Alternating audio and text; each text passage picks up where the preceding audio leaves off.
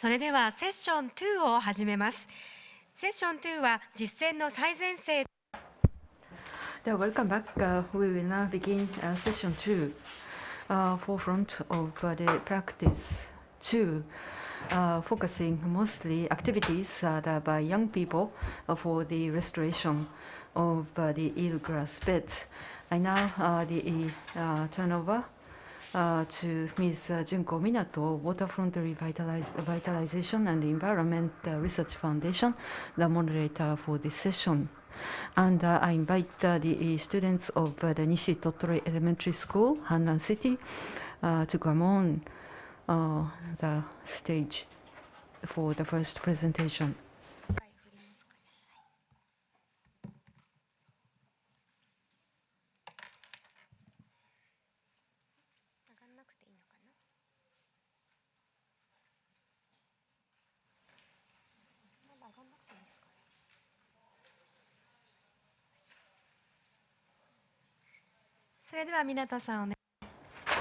Ms. Minato, the floor is yours.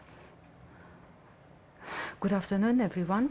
Thank you for introduction. My name is Junko Minato, Waterfront Vitalization and the Environment Research Foundation. And I'm also a member of the Shore Environment Creation, the restoration of the environment and the eelgrass beds in the Tokyo Bay is the focus of my activity. Without much further ado, I'd like to begin. Mostly from the western region of Japan, Kansai and Kyushu. One the grade school and 4 high school. So 5 schools are represented today for introducing to us their activities.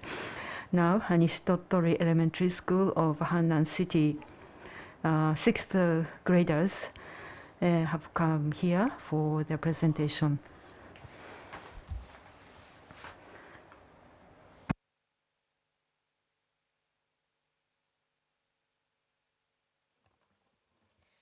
Konnichiwa. Hello, everyone. We are the 6th graders of Nishi-Tottori Elementary School of Hannan City of Osaka Prefecture. It's a pleasure for us to be able to present to you what we learned and felt through marine education.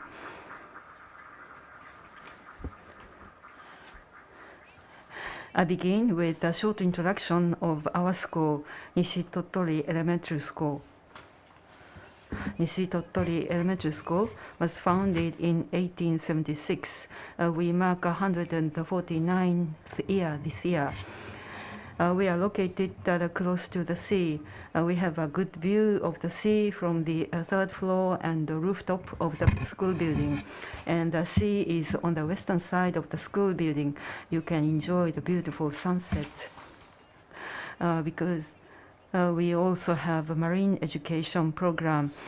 This has the 10 years history. All the graders have the marine education. In the 5th grade, we have the summer school at sea. We feel closer to each other through this activity. And this year's sports day, 5th graders and 6th graders performed gymnastic formation and danced to Soran Bushi with a theme of Under the Sea. The sea has the roots in our school culture. Now, I'd like to introduce to you our marine education.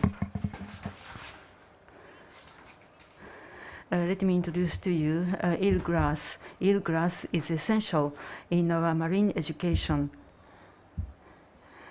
Here's what we have learned about eelgrass. Eelgrass is Zostera marina. Ryugu no otohime motoyui no kirihazushi is the Japanese name, the longest name of a plant in Japanese. It's like a long leaf, and it's in the shallow area, grows in the shallow area, 5.5 meters from the the sea level, and the flower is the whitish, and it blooms under the sea. In the spring, it grows shoots, and June is the prime season for their growth. And it grows also in summer, but the leaves they can die and snap because of the high water temperature. In the fourth graders, they went to the eelgrass, but they couldn't see. And then in the autumn, they start germinate and start to grow. On the ground, plants grow in the summer hot season, so the eelgrass is very different. Now, what the benefits of the eelgrass? First, under the sunlight, it absorbs CO2 and emits oxygen. Like trees, it can prevent global warming.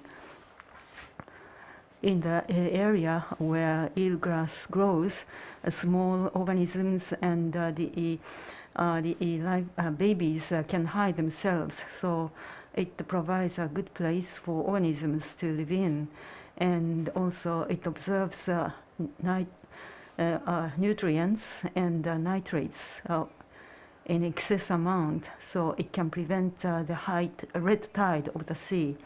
With a lot of the eelgrass, it can buffer the strong waves, and seawater becomes transparent. I was impressed by the transparent and pristine seawater at the eelgrass bed.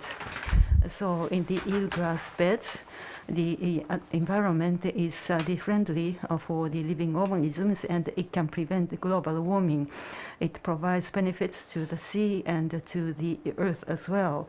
At our school, we learn about the eelgrass, and we plant eelgrass in the sea. And other schools in the city also do this. So I hope that the eelgrass will grow in the Bay of Osaka. Now, we keep the various the marine life at school. We catch them when we observe eelgrass bed. We feed them every morning, and we clean the filter and water tank every month, and we make the seawater with artificial sea water. And fish sometimes fight. So if the fighting is very strong, we separate them into different water tanks. Second, we need to be careful about the water shortage. Water evaporation means salt concentration goes up. So we add water every week. And third, feeding. We feed them every morning, but we need to be careful excessive or the feeding or the too little feeding. We want everyone to know that the eelgrass, the seabed, is rich with living organisms, and get interested.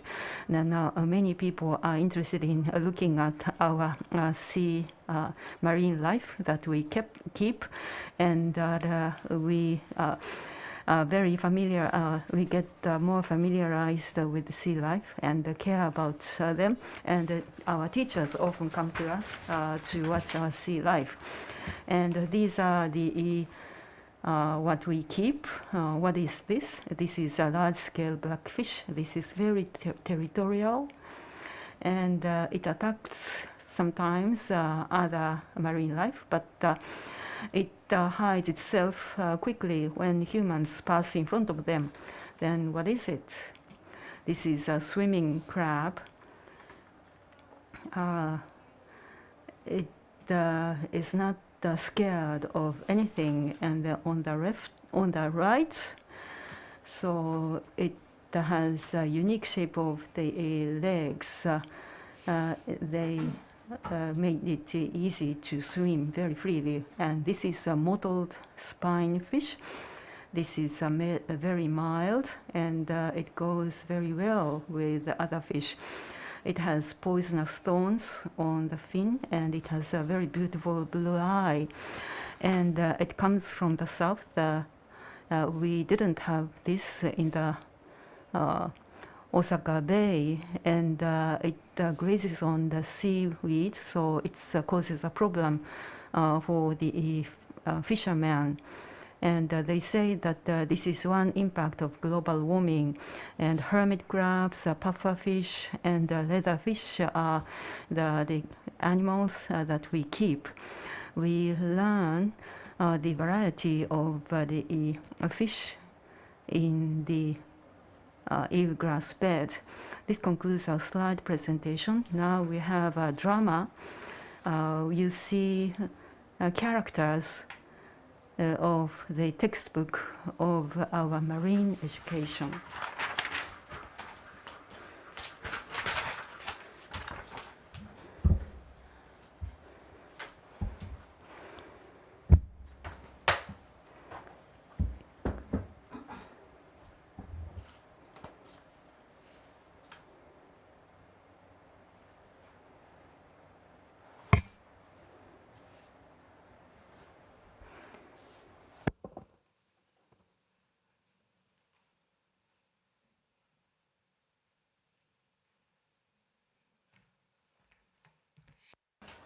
Hello everyone.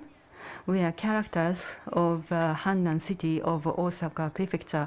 My name is Amaguro. I like observing eelgrass and swimming. My dream is to let the world know about the eelgrass of Hannan city. My name is Hannan. I like surfing. My dream is to increase nature. My name is Nami Pichi. I like spotting the marine life. My dream is to become a marine policeman. And now let's go to Nishitotori Elementary School. Yes, let's go. Let's go.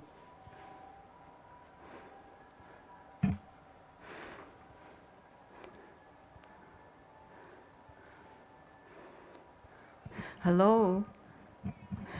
We are the 6th graders of Nishitotori Elementary School. Eelgrass and the many other things are doing in marine education. So I'll introduce to you. In addition to eelgrass, we learn 3 things. First, seaweed, about seaweed. Second, about marine life. And third, about protecting marine life. Now, about first thing, we learn about seaweed. Here's what we learned about seaweed in our marine education. So the students are placing the colorful algae on the postcard. What are they doing? They are pressing leaves of the algae on the postcard. They are very careful, colorful. They are making postcard. How nice! They are different, and all are different, and each are very unique. There are so many colors, sizes, and shapes. So that's they make it very interesting. So how to do it? Let's choose the seaweed leaf that you like and place it on the postcard and place a weight and dry it for a week. It takes a lot of time. Yes, that makes it so special when it's completed. And so what kind of the colors do seaweeds come? Green. Mostly they come in green, red, and brown. Why are they different in so many colors? It depends on the depth, and different depth of the sea means different absorption of the sunlight, and it means different colors. Now, let's learn how to make nori seaweed.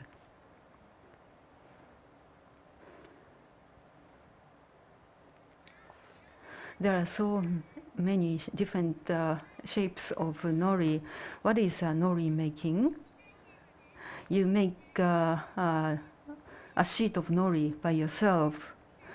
you make the frame of the nori sheets in whatever you like, and pour raw nori and press it strongly with a plate and leave it for 2 or 3 days to dry, and then your own sheet of nori is ready, and you take it back home and eat it. So it was a very delicious bit because I made it myself. After roasting it, it emits the very beautiful aroma of the sea. I want to have a try. And only Hannan city of Osaka in Osaka Prefecture has the nori aquaculture. The only one, the city in many municipalities of Osaka Prefecture, but the sea has less nutrients, and the nori is discoloring. This is another problem for fishermen. I didn't know that the nutrients of the sea decides the color of nori. So it discolors so much. It doesn't like nori. What is the nutrient of the sea? I wonder why there is the less nutrient. The nutrient level goes down, and the number of the fish also goes down according to fishermen. And next we learn more about the nutrients of the sea. Let's go to the next section.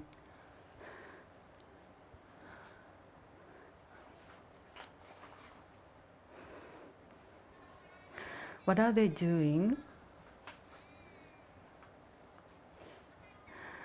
I know they are collecting wakame seaweed. You're right. So you are collecting wakame seaweed, you are harvesting wakame seaweed. This is the wakame's the seed. You leave it for 3 to 4 months in the sea, and it grows so large. It's great. Like nori, it grows because of the nutrients in the sea, and the heavy rainwater improves the color of wakame seaweed. Do you know why? It's difficult. Then I'll give you the answer. Heavy rainfall drains the soil, and the nutrients of the land empties into the sea. So the color of wakame seaweed improves due to the nutrients from the mountain. So like nori seaweed, rich the seawater means a very vibrant wakame seaweed. Nutrients come from the mountain. So sea and mountain is connected. That's right. Nutrients of the mountain is produced by many trees, so protecting the nature of the mountain means protecting marine life. So with that, we have the rich eelgrass, seaweed, and other marine life. Next, let's learn about marine life. I look forward to it.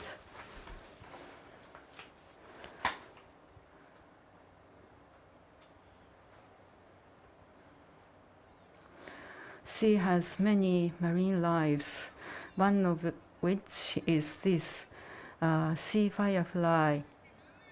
What does a sea firefly look like? Does it light up like insect firefly? Yes, it produces a blue-colored light in the water. This is what we observed in the sea. It's beautiful, isn't it? 動いてる動いてる。おーすごいすごい、めっちゃ綺麗。おーすごいすごいすごいこれ。あ、めっちゃ光ってる。おお。光ってる。一回電気ついて。あ、光ってるめっちゃ光ってる。This is a sea firefly. This is beautiful. Where in Osaka does it live, and what is it eating in Osaka? On the beach from Misaki-machi to Hannan city. It lives in a very beautiful seawater. It eats the Enucida and ragworm and the Dead Sea. And at night it swims for feeding, and it calls a scavenger because it eats the dead fish. So it cleans up the water. Why does it produce luminescence? For many reasons, but it flashes blue when it spots danger or when it's stimulated. And nocturnuria is a plankton,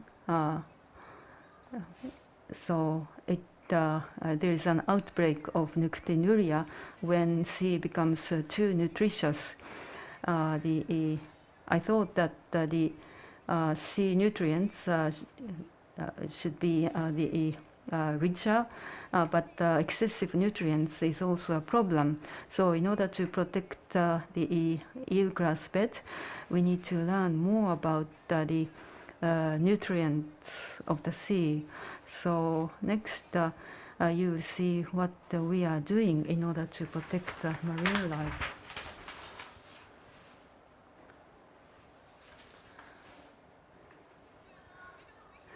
So we are collecting litter on the beach. There are so much litter. I like swimming, but I don't want to swim in such water. Many people litter, so they should think more about the nature of the sea.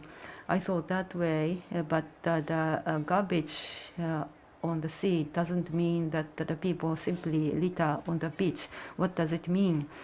The garbage on land are transported by rain and wind to the sea.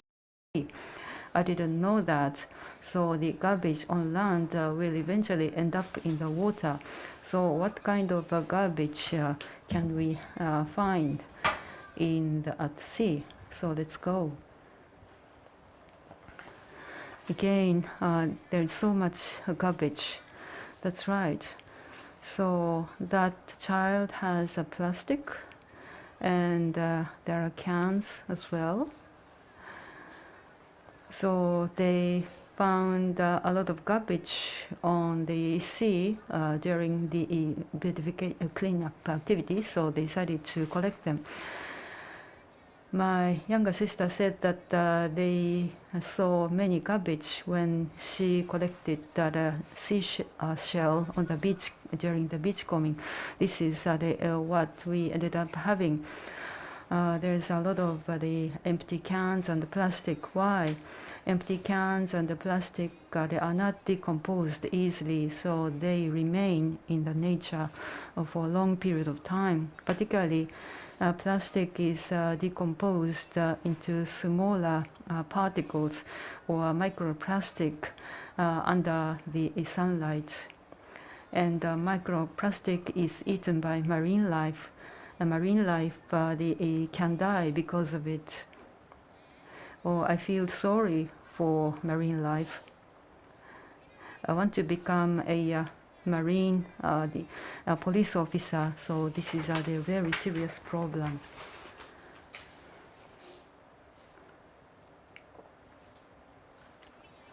Is there anything we can do in order to protect marine life? We are doing 3 things at Nishitottori Elementary School. First, we collect garbage on the beach and we don't litter.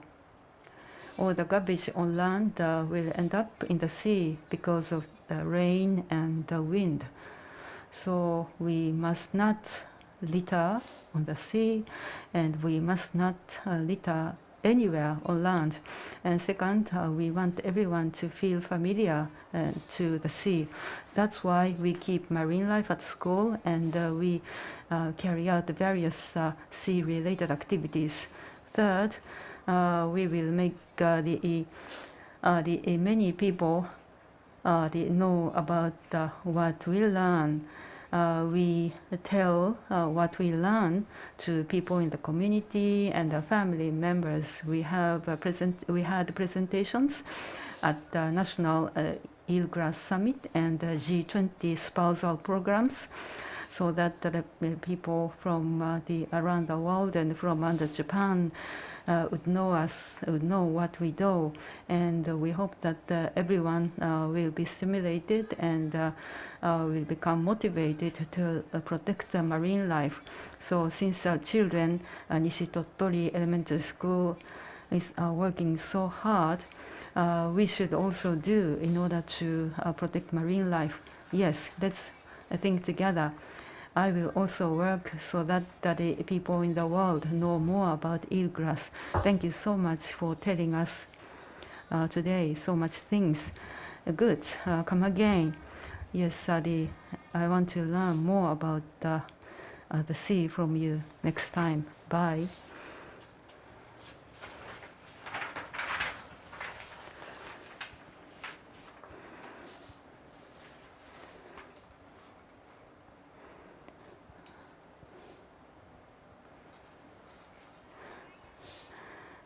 I learned a lot about eelgrass and protecting the sea through marine education.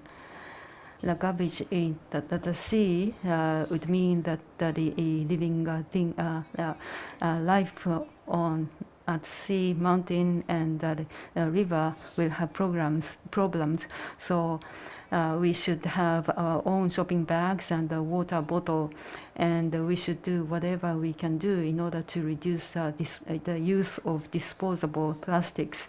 At the eelgrass beds, I was surprised to see the clean the water and rich the marine life. So eelgrass bed means that living things live easily there. So we'll continue to plant eelgrass so that will improve the environment for the living organisms and the earth itself. Thank you very much for your attention. This concludes our presentation. 西鳥取小学 Thank you very much indeed. The 6th graders of Nishitotori Elementary School. Thank you for your presentation and thank you for your drama. So perhaps you already have picked this up. This is the brochure of the marine education produced by Hannan City. This is drafted by the teachers of the Hannan City. This is free for you to pick up. This is you can find it in the foyer. You will see characters of the drama in this textbook. 次第2番 So we would now like to go on to the second presentation. じゃあ、From Okayama Gakugeikan High School, we would like to ask Koyuki Raiwa to speak about eelgrass soy sauce. Ms. Raiwa, please.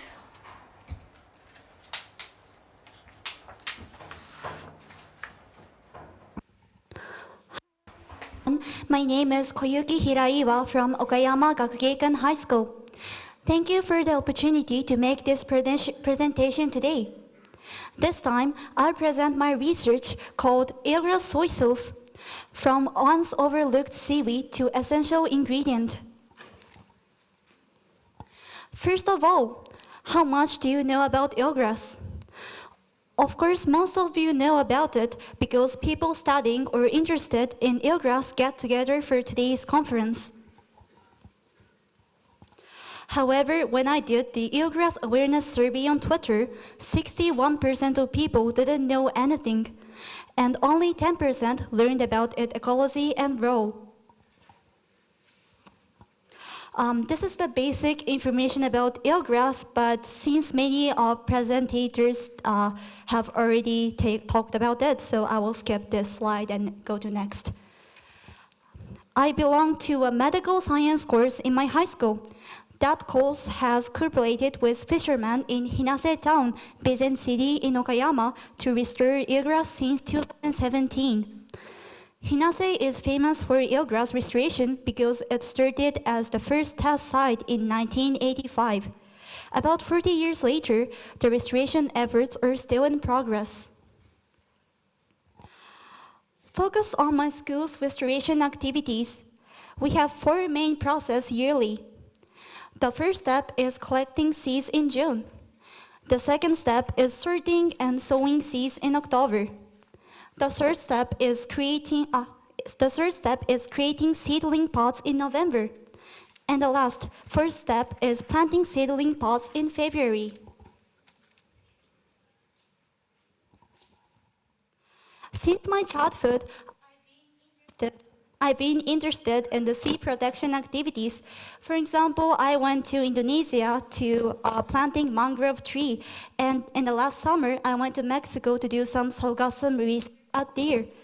These activities made me realize that only some people are involved in marine problems, such as eelgrass restoration, and people's apathy was a big issue.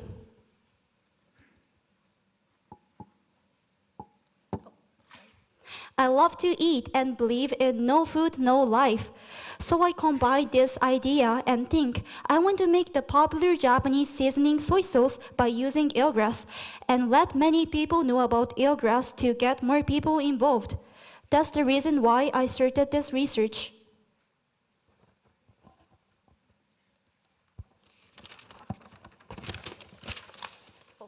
The main ingredient of soy sauce is the salt and soybeans and the wheat. Sorry. And the Kimise Soy Sauce, a local soy sauce company, advised me production methods and analysis for this research. In soy sauce production, the starch in wheat is fermented into alcohol, which gives soy sauce its distinctive flavor. I discovered that research at Kasei University has shown that eelgrass seeds contains large amount of starch. Therefore, as hypothesis 1, I thought using eelgrass seeds instead of wheat to make soy sauce would be possible. As a first experiment, I made 4 patterns of soy sauce. Pattern A with 100% eelgrass seeds to find out if soy sauce can be made without wheat. Pattern B with 15% eelgrass seeds to determine whether the flavor of eelgrass or wheat prevails. Pattern C with 2.5% eelgrass seeds to determine the effect of a bit of eelgrass on taste. Pattern D with 0% eelgrass seeds is compared with pattern A, which is 100% eelgrass. The proportions of soybeans, salt, and wheat with the water used have remained the same this time. I came up with 3 hypotheses in the soy sauce I made this time. New flavors may emerge in pattern A, B, and C with the addition of eelgrass seeds. Pattern A and B, in which more eelgrass seeds contain a large amount of eelgrass seeds are added, may result in a soy sauce rich in nutrients because eelgrass seeds contain a large amount of protein and are rich in omega-6 and 9. Pattern A, made with 100% of eelgrass seeds, is a gluten-free soy sauce because eelgrass seeds do not contain gluten. I am researching in this schedule and the fermentation stage of all of 4 soy sauce. The ultimate goal of this research is to commercialize eelgrass soy sauce. This is the photo for seed sorting. I collected about 40 kilograms of eelgrass stem this time and got 70 grams of seeds.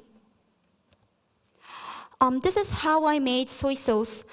First, I mix soybeans, wheat, eelgrass seeds, and koji rice mold. Then place it in the fermenter and keep a constant temperature. After it, I remove it, remix, and replace in the fermenter again. And last, I bottled it and stirred once a week, and the normal soy sauce need 6 months to be fermented. This is a photo of soy sauce after 4 weeks of fermentation. Maybe we can see that they are all properly fermented. In this study, I measured the amount of extracted product, saltiness, umami value, and flavor after 1 month of fermentation with the cooperation of Kimise soy sauce. When 30 grams each of the fermented, unrefined soy sauce was strained, 0.5 milliliter of pattern A, 1.0 milliliter of pattern D, 2.0 milliliter each of pattern C and D were extracted. From this study, I can see that pattern A has the low productivity than others. And when I checked about the taste of glutamic acid and the salt content, I found that the pattern D had the highest umami value, and while B and C had the highest saltiness values compared to the others. The results were obtained by averaging the values of the 6 flavor indices presented by Kikkoman, a global soy sauce company, evaluated by 4 people, including the president of Kimise Soy Sauce. The soy sauce to which eelgrass was added was more flavorful than the conventional soy sauce.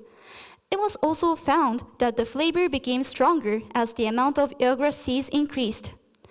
Tidal aroma, clear smell, and mild savory flavor are the characteristics of the aroma of eelgrass soy sauce.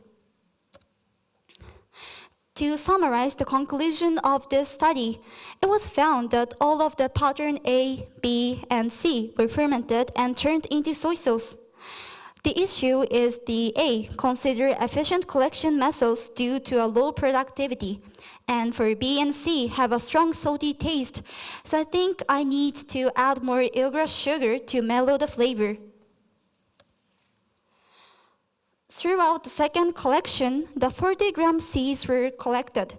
Since this time, the seed collection method is different from the previous one, so I will compare them and consider which collection method is better.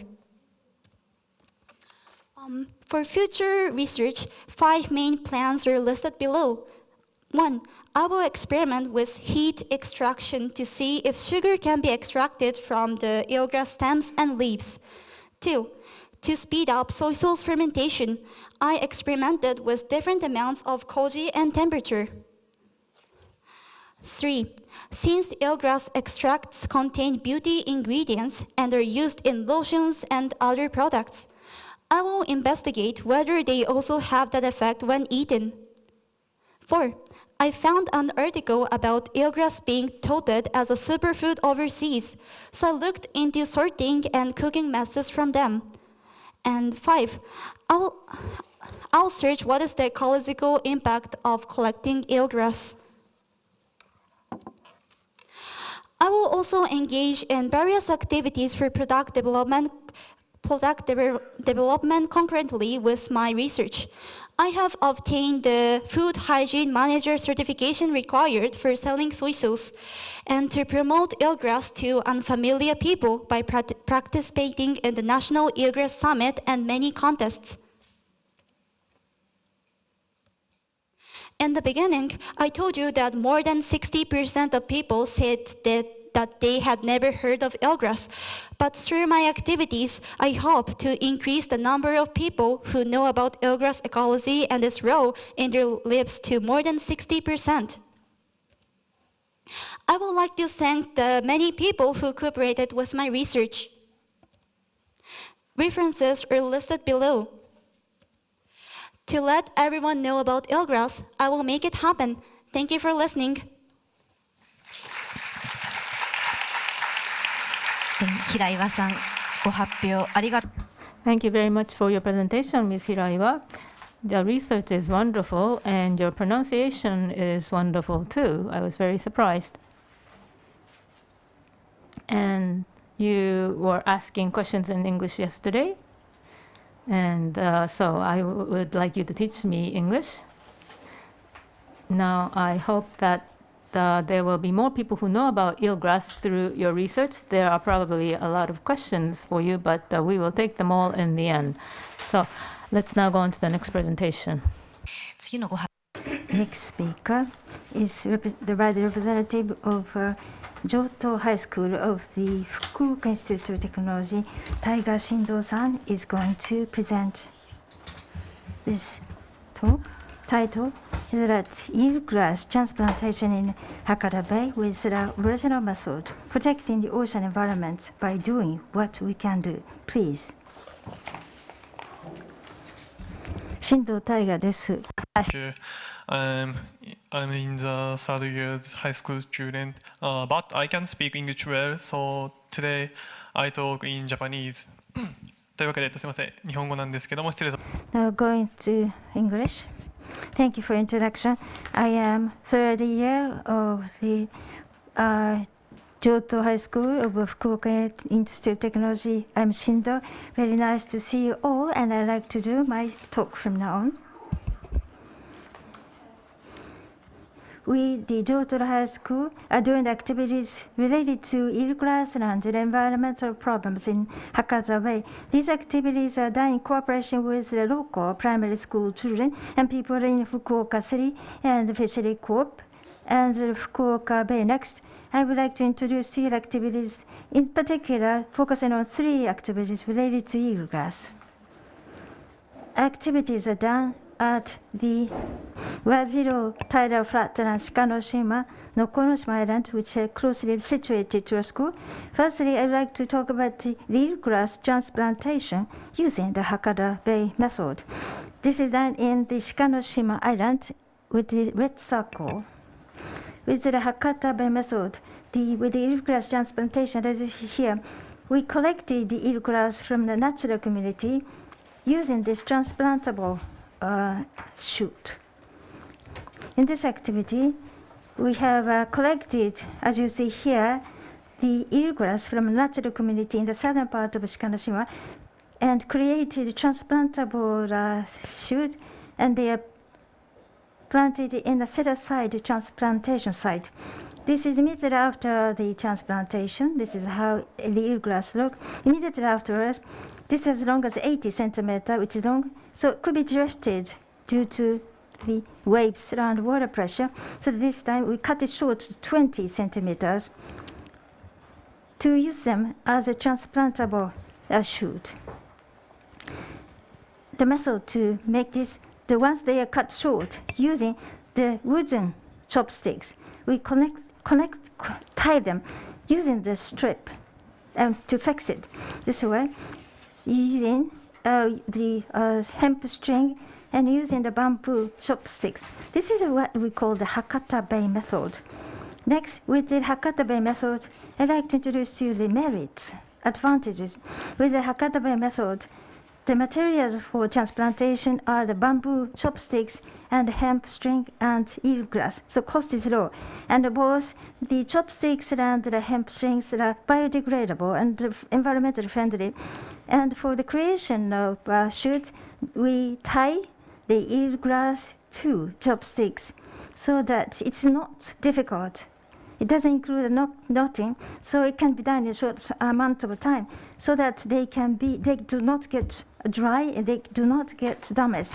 So no difficult work is involved. It can be done by many people, from small children to adults. It can be used at the local event.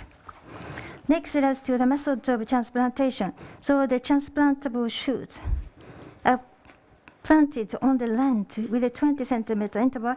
This is how actually the transplantation looks. So you plant them deeply in the sand so that you don't see any chopsticks anymore. And afterwards, until they are engrafted, 2 times per month. Afterwards, monthly survey is done. At each day of the survey, we counted a number of shoots, and the lengths, we have measured the lengths above the ground. We have measured from the tip of the longest leaf to the bottom. As you see, per one shoot, we use the scale to measure manually. This is the result. This is how actually eelgrass looks. Firstly, 1 month later, on the 3rd of May, 1 month later, very short period afterwards, so there's no change in the number and length. At month 2, 28th of May, 2 months later, there is some decline number, but lengthwise it's longer, so seeing the showing the growth. 3 months in June. 3 months later, length is at the longest. There is a growth in the rhizome. You find a newly grown eelgrass. there is a very good growth. 4 months, 6 months, and in July and August. In July and August, it's summer. This is under the heat, high temperature, but the eelgrass seedling remains very firmly. There is a good engraftment. This is a number, change in the numbers of eelgrass, vertical number, horizontal days. Up until 2 months after the transplantation, there is a decline number. It comes to half, 50%, up to down to 50 strains. But 6 months later, there is a new growth of the shoot, increased to up to 75 shoots. In July and August, we are maintaining 75, so they are firm engraftment. In June, as you see in this picture, we have a newly grown leaves with a round shape and near new growth. So around June, it seems that they have been engrafted. So we think. Up until August, we have firmly observed their growth, but in September we were hit by typhoon. So the eelgrass are buried in the sand, making it difficult for us to observe. Yet we continue the survey. In November, we have found 4 shoots of eelgrass that we have planted. So it shows that with the Hakata Bay method, the transplantation can withstand the typhoon, so that it can be arranged. Transplantation can be done by small children and adults. It has a very good rate of engraftment, thus very good method. In actuality, using this Hakata Bay method, in cooperation with the local community, we have done the transplantation of eelgram in Hakata Bay. Now I'd like to talk about the activity to build the eelgrass bed using the seed dumpling. So they are grown and matured along with the cooperation with the Fukuoka people and the fishery corp. They are put into the agar clay. We have prepared this way the seed dumpling, and once the seed dumplings made, they are thrown to the sand area of Shikanoshima to expand. So this is not just done by us at Tera High School. It's done in cooperation with the local community as well as the Fukuoka City. This year, the Nation Eelgram Summit 2023 was held. As a part of the high school activity, Fukuoka activities, this is done in cooperation with the nationwide high school students. They have used a drone by the people at the Port and Harbor port around the airport of Fukuoka City. This is a coverage of the eelgrass beds in Shikanoshima. You see that on the backside where we have thrown the dumplings, there is a high increase in the coverage of eelgrass, showing the effectiveness of this activity. Now I'd like to introduce to you the eelgrass, the creation activity using the pot. So with the Katsumigaoka Primary School and Nata Primary School children, they have grown this, and we have used the seedling. Here, this is done in Wajiro tidal flats, which is in vicinity to us, our school and the primary schools. So now, last year, we have taken out from the pot the seedlings and planted them as the way it is. But because of small size of the seedling and because of strong and very strong waves, they are flown and drifted. So that this year, around the seedlings out of the pot, we have put the agar clays as a weight and transplanted them. Using this is filter and agar clay. They are biodegradable. Thus, we are very considerate about environmental friendliness. My conclusion: using the Hakata Bay method, the eelgrass, the transplantation can be done by many people, from small children to adults, with a high level of engraftment. So we continue to do this activity so that we can expect for the expansion of this activity with transplantation, so that it shows the effectiveness. And this year, along with the nationwide high school students for this year's activity, so we are able to do the activity to protect and safeguard the sea environment. And transplantation by the pot system in cooperation with the local primary school children and with the community, it was very good activity for us to safeguard the environment of the local sea. We'd like to continue this activity in the future, not just around the Hakata Bay, with the nationwide high school students and the companies who are tackling the issues of the environmental issues. We'd like to make it better in the environment. This is as for the reference that I have used. In conclusion, in doing this activity, Professor Kawaguchi of Kyushu University and others have helped us a lot. Taking this occasion, I'd like to thank them a lot from the bottom of our heart. Thank you very much.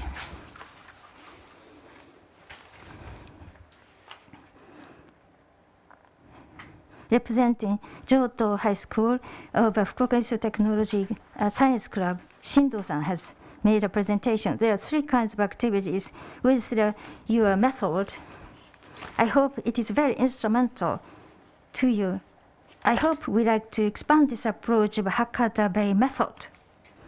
Now we'd like to invite the next speaker. The 4th speaker is as follows. 県立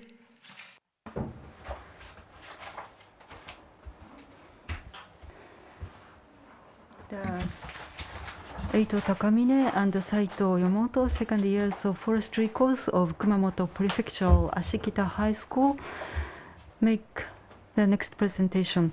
The relationship between forests and oceans, 21 years of restoring eelgrass in the sea of Ashikita. That's the title of their presentation. And I'm Seita Yamamoto. We are from Ashikita High School in Kumamoto. Today, we'll talk about our 21 years of eelgrass bed restoration activities. 21 years ago, a fisherman noticed that the catch in the sea of Ashikita was decreasing.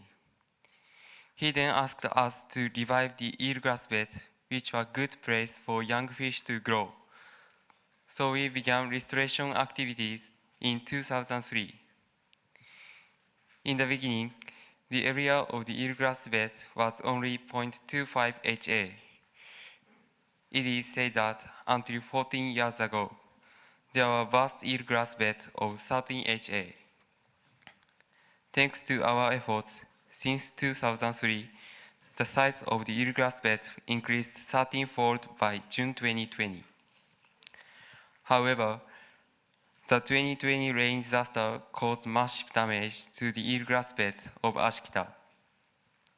Now, we are working on the early restoration of the eelgrass bed under the slogan of recovery from the heavy rain disaster. The healthy forests located upstream are essential for the growth of eelgrass and other marine plants. Large amounts of nutrients and minerals in these forests are delivered to the sea through rivers, allowing the eelgrass to thrive. Considering this relationship, we have been engaged in the conservation of both forest and the sea. First, we have maintained the waterside forests of Ashikita so that they can provide nutrients to the sea and preserve the growing environment for fish and seaweed. We have also surveyed the forest and learned that poor soil, the untreated forest was easily washed away. As a solution, we are working hard on forest maintenance. By thinning properly, we help enrich the vegetation and the soil. That results in the reduction of the outflow of sand and an increase of the nutrients and minerals in the forest, which are eventually delivered to the sea.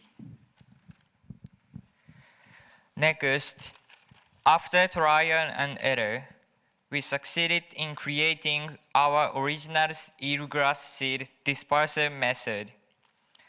During the practical thinning class, our graduates saw the plants growing from the natural seedling regeneration and decided to utilize this regeneration for their large-scale eelgrass breeding.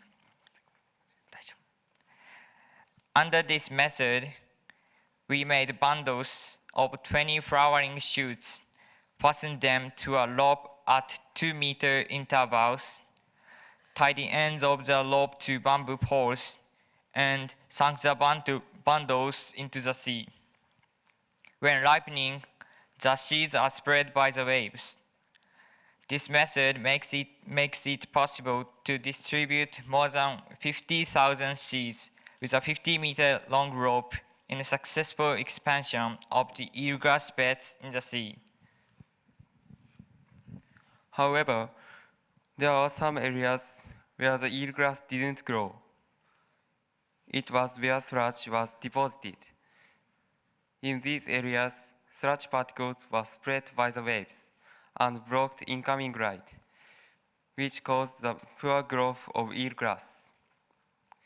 In order to solve this problem, we imitated the efforts reported by Hinase Fishery Cooperative at the Amamo Summit 2016 in Vizen. We spread oyster shells on the seabed so that we could prevent sludge particles from spreading.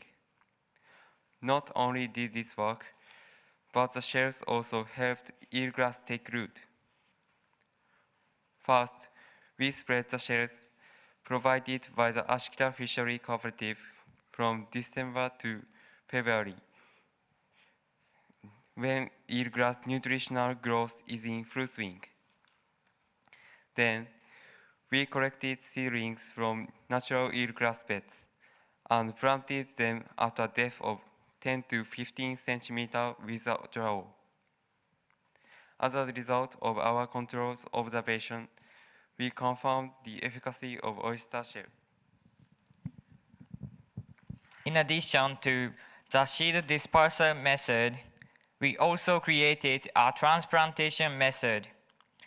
We planted extra seedlings in bundles of 10 into the sludge, and after a month, they grew very well. Under the hypothesis that eelgrass grows better by planting in bundles, we compared the growth between planting a single seedling and a group of 5 seedlings. Planting a group of 5 seedlings resulted in consistent growth and a higher survival rate.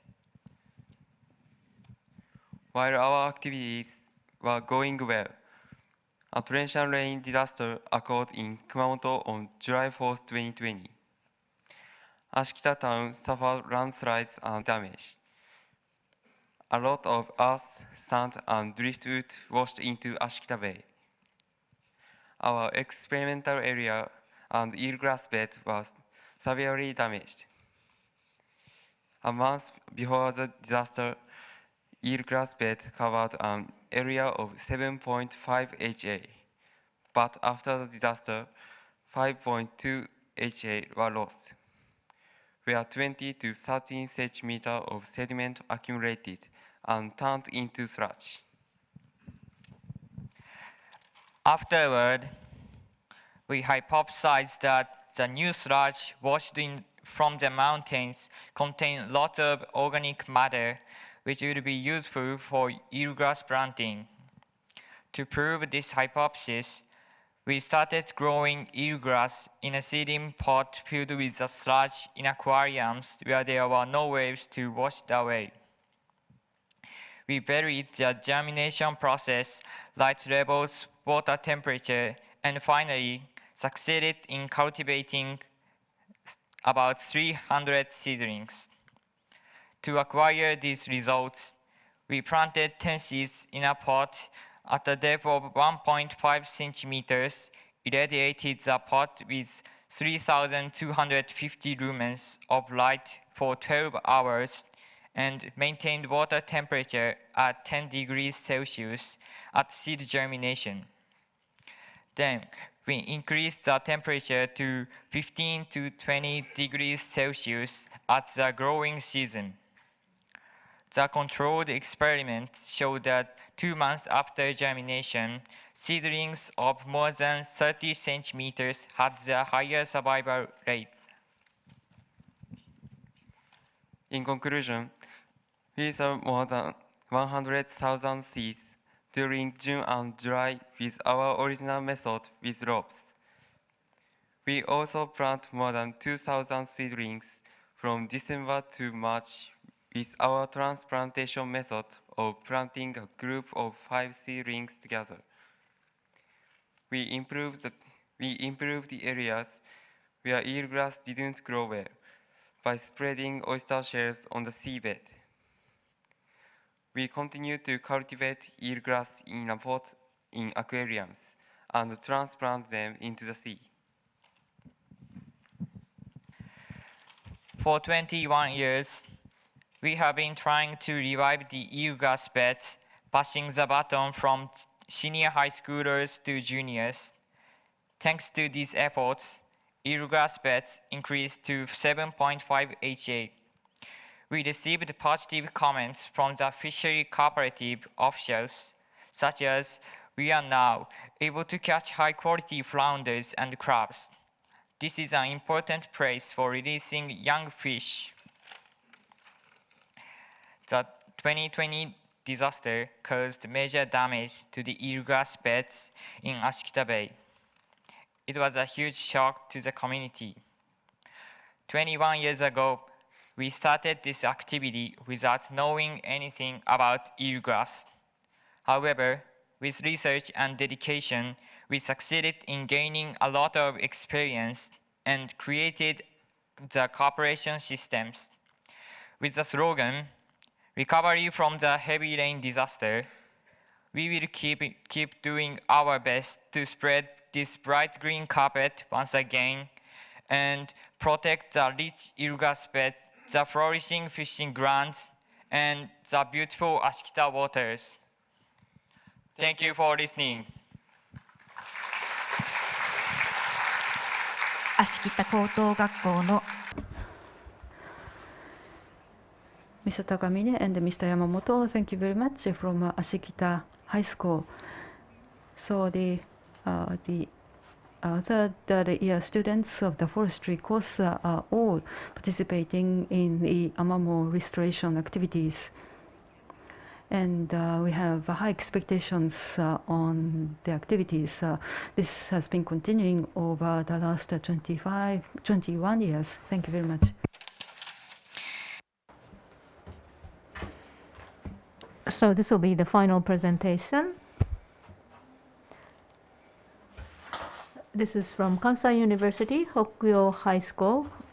The first year students, Akari Saito and Wakaba Fukui. Title is "The Ocean Connects the World. The Ocean is MINNANO MON."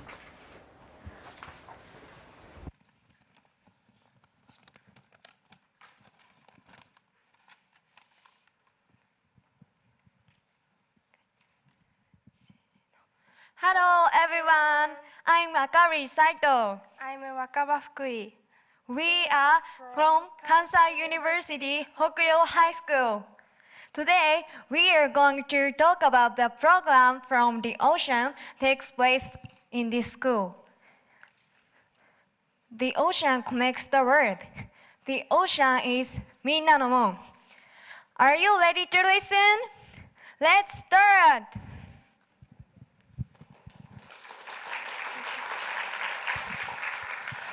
First of all, I'll introduce about my school, which is Kansai University High School student. It is located near Yodo River, which is the first-class river. Then it flows from Biwa Lake to Osaka Bay, which has different names.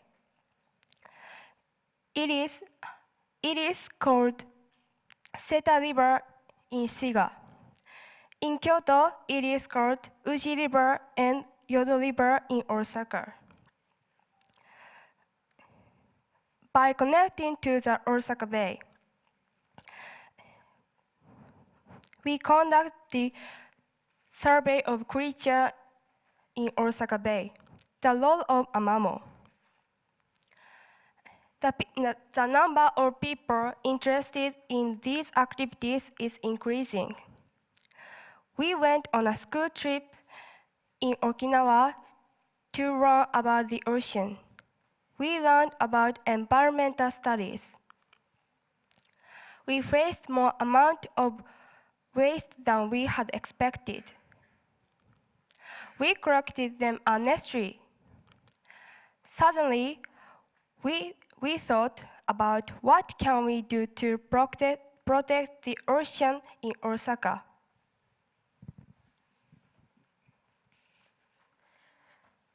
We thought the ocean connects the world. The ocean is MINNANO MON.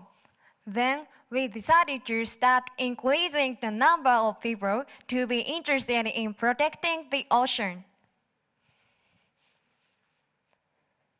such as on-site lesson, beach cleaning, and living creatures survey.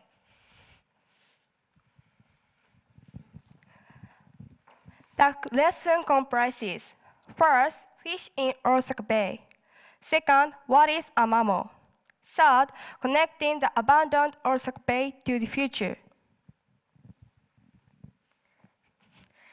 Here is a question. What is the name of this fish?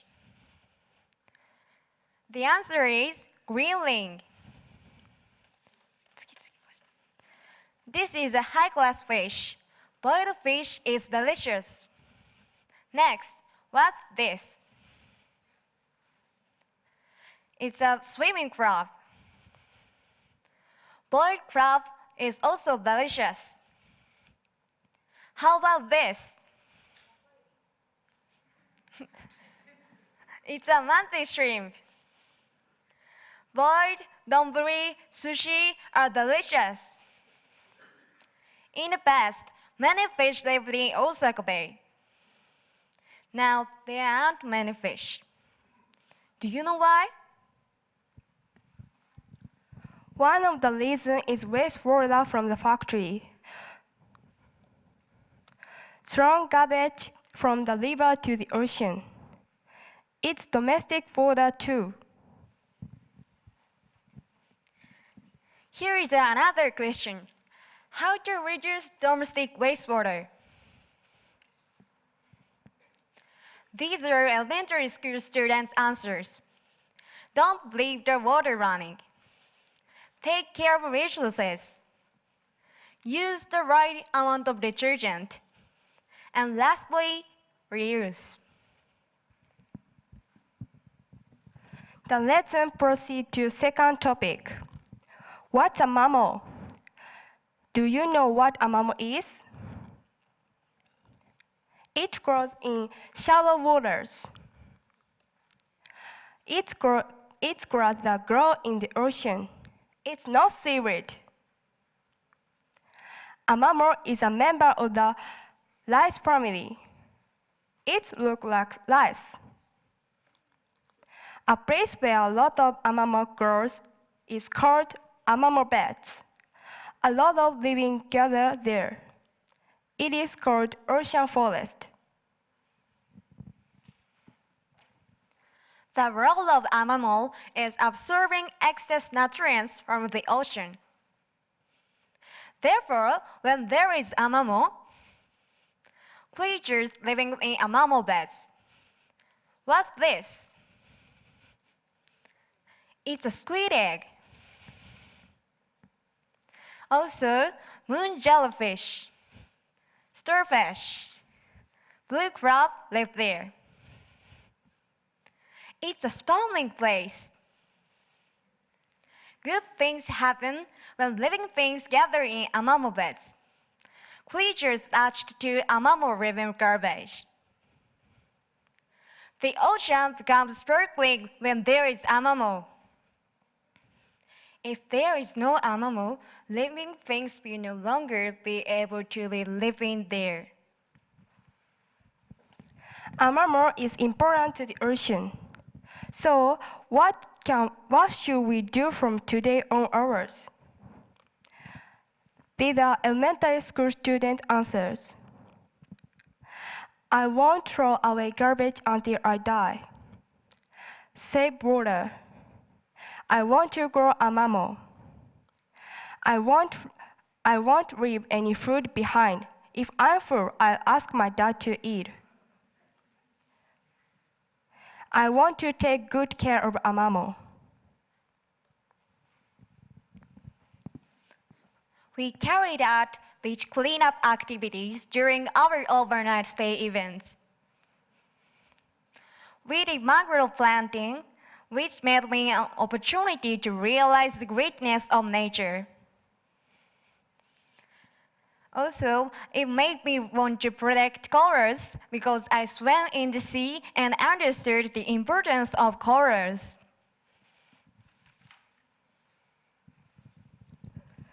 The target for 2024 is create teaching materials and conduct on-site classes is develop student ability to recognizing ocean issues. By the way, Amamo, Japanese name for Amamo is long. It is Ryugu no Otohime no Motoyui no Kirihazushi.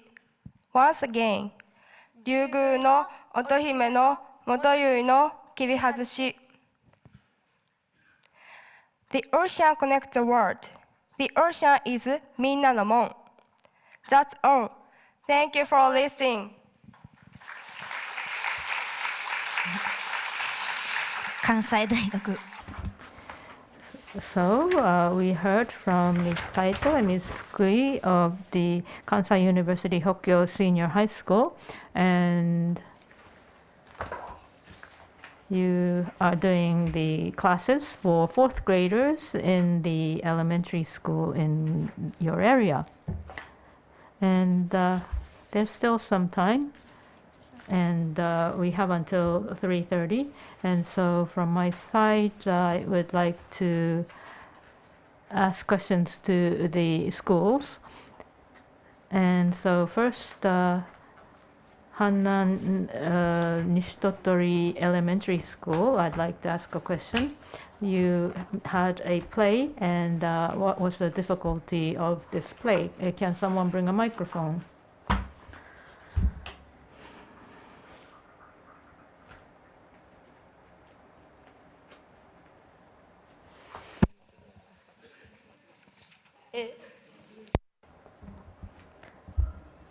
In the play today, well, sometimes I had to say it again because I made a mistake, but I'm glad that I was able to finish till the end. Another, what is it that you like about the Hannan no Umi Ocean? Can you raise your hand? Anyone? Person in the middle in the back? What I like most about the Hannan Sea is that there's a lot of eelgrass, and the ocean is almost completely clean. Thank you very much.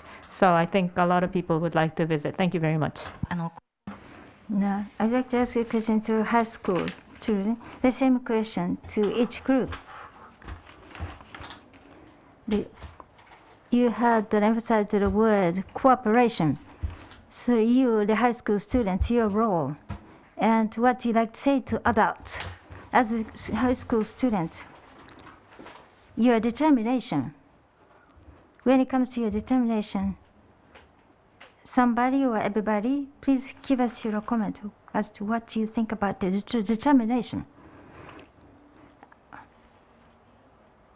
Hiraiwa is my name. I think there are many, but for us as high school students, what we can do is that the same activities, when it's done by high school students, people pay attention to and people take an interest because it's done by us, the high school students. In our class, this time I have made a presentation of Amamo. There's some people are doing the seed total collecting robots and the Amamo. They are thinking as to what they can do, and with this mind they are doing the research.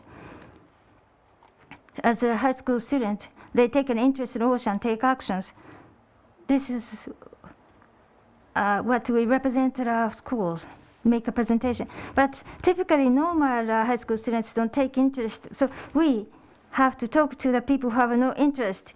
So through the PR activities and public relation activities, by doing some events, I think this is a role for us, the high school students.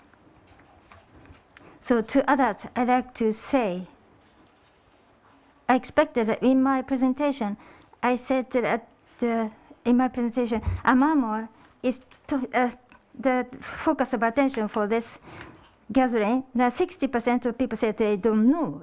It was shocking. Until I go to the high school, I did not know much about Amamo, Eelgrass. So I hope a lot more people will know this. This is in the presentation of day 1 and day 2. Many activities are done in relation to Eelgrass, not only in Japan but in the world, I hope. But one way or another, through some forms, I hope as many people as possible to know this. I hope you will hold these sort of meetings. Sorry if I say it so boldly, but so that I hope people who know Amamo and people who don't know Amamo should get together to learn about this. Thank you for this opportunity for me to speak up. Ashikita High School, one person, one school, maybe that's the way to go. Takamine of Ashikita High School. What we've been doing here, as to the determination for activity, in Ashikita High School for 21 years, this has been handed down from previous school student to us school for generations. For many years in Ashikita School, we have passed on the history of activity. This is a repetition of activities, accumulation. So we have gone through the disasters and so forth. We have been successful in growing and restoring Amamo. We'd like to hand this over to the next generation of students so that in a continuous way, we would like to continue our efforts to continue to restore Amamo. Thank you for this opportunity. Hokuyo High School.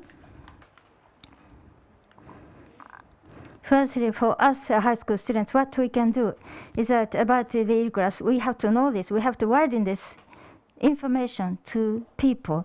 So in order to do this, in a classroom session, our schools, in the health study lesson, E-group and mangrove and the eelgrass, that we like to think that we'd like to put ourselves closer to these entities.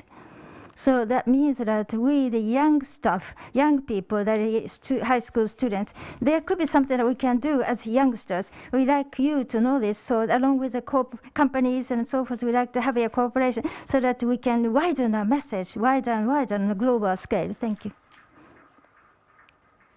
Johto High School.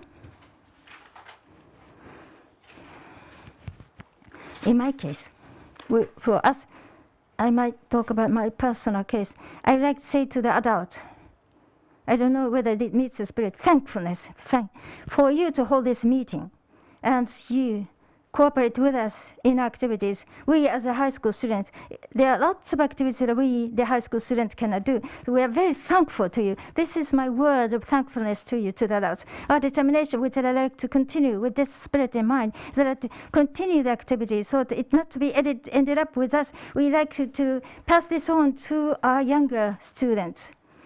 By doing this continuously, we made a blunder in the beginning, but it will be resulted in a successful outcome, so that it will be improving the world. So we like to continue activity, so that we like to improve the situation per se in the world.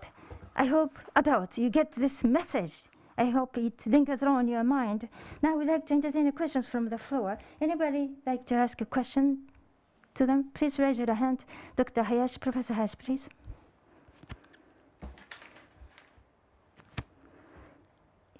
Please pass on the microphone to Hayashi-sensei in Japanese.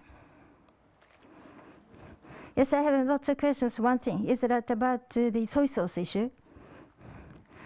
In my case, in the past, the restoration of hamamo I was doing together, so we have remaining seeds. I kept them. I tried to make paella, the food. But I was so tired on the day for one day. I keep it there. Next day, it was smelling. Most likely on the surface.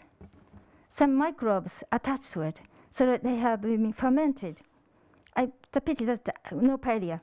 I was not able to cook it. I threw them. So my question, as follows: with the seeds of amamo, when you use the seeds of eelgrass, you have to wash them very nicely. Have you done this thorough washing? And the other point is that kelp flavor, you said kelp, it's a kombu in Japanese. So the kelp, it smells like a kelp, the kombu. What do you mean? The kelp was there altogether, or it's like a typical smell of sea? Or if kelp flavor, it could be a difficult question to answer, but the contents of a kelp flavor. The scientific chemical analysis, have it done? Maybe it cannot be done by you, but you have consulted with other people for doing this analysis. If you do this, it will be very interesting, I should say. That's all there is to it from my side.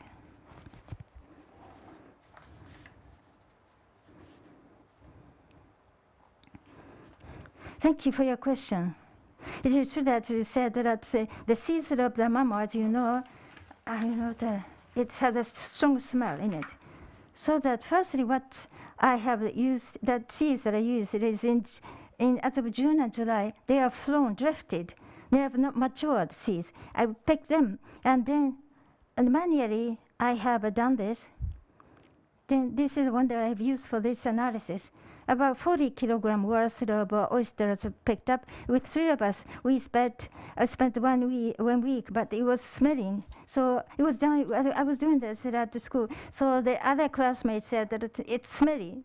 But when it comes to the seeds, if you clean them thoroughly, I have washed it 30 times with water, tap water, but we get rid of the smell quite substantially. We dry them. Then as for you grill grill it on the frying pan. It smells good afterwards, after grilling. So we made it to soy sauce. This time, when we done it in the second, we have done the 2 rounds. At the time, Amakura-san has mentioned today in the morning, when they are spoiled, then you wash them and we have used them. But this one was in a rotten condition, so very strange smell was there, so no way out. It was not taken out after cleaning and washing. In the experiment we done it, I would eat it or somebody else. How completed they are.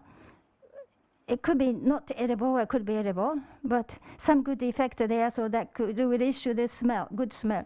It is not known yet, but give it a try to this. This is something we are about to embark on this. The second question by you, or that is eelgrass beds, the seeds. I've forgotten the question. Yes. So the smell of a kelpy smell. Yes, when I had a presentation, so my teacher has really cut into here. So there's kelp smell. Rather than kelp smell, there's salt smell. That when we went to the ocean, it's like a salt smell. As a food, you imagine this. You have imagined this.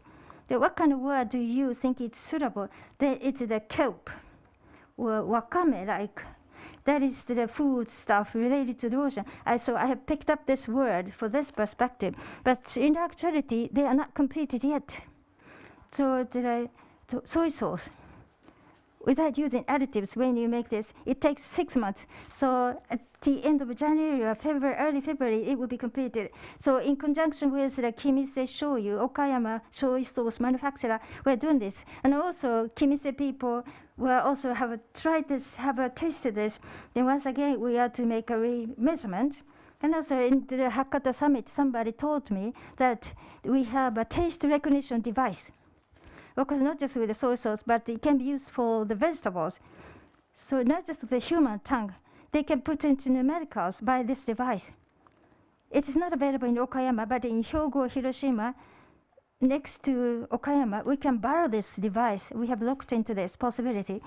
So using this device, we like to come up with numerical values, and we try this with our tongue to see as to what kind of outcome will be made available.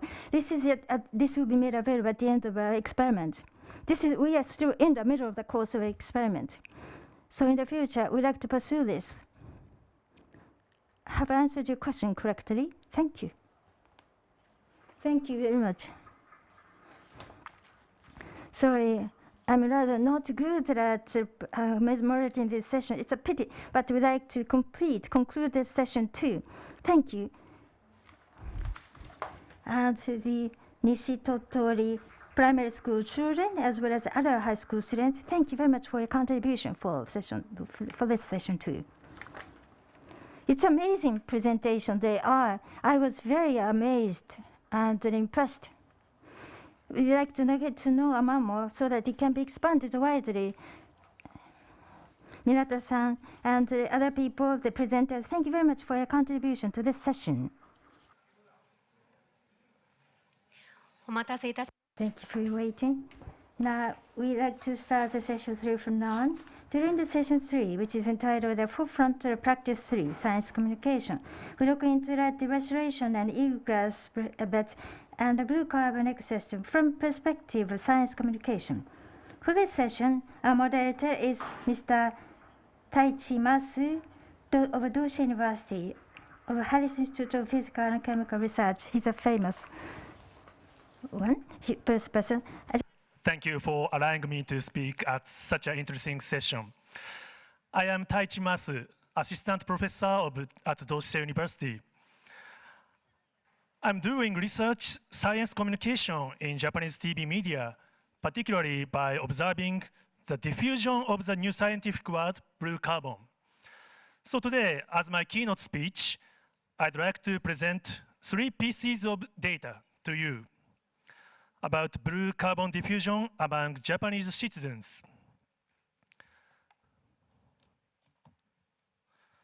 First, how well known is blue carbon among Japanese citizens? And second, how often does the TV media communicate about blue carbon? And finally, how advanced is scientific understandings about blue carbon among Japanese citizens?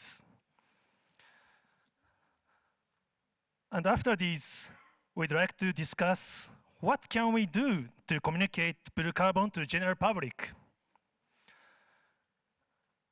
Sorry, my English ability has reached its limit here. So please allow me to speak in Japanese from here on. I'm so tired. Once again, nice to see you all. With these 3 themes, I'd like to convey a message.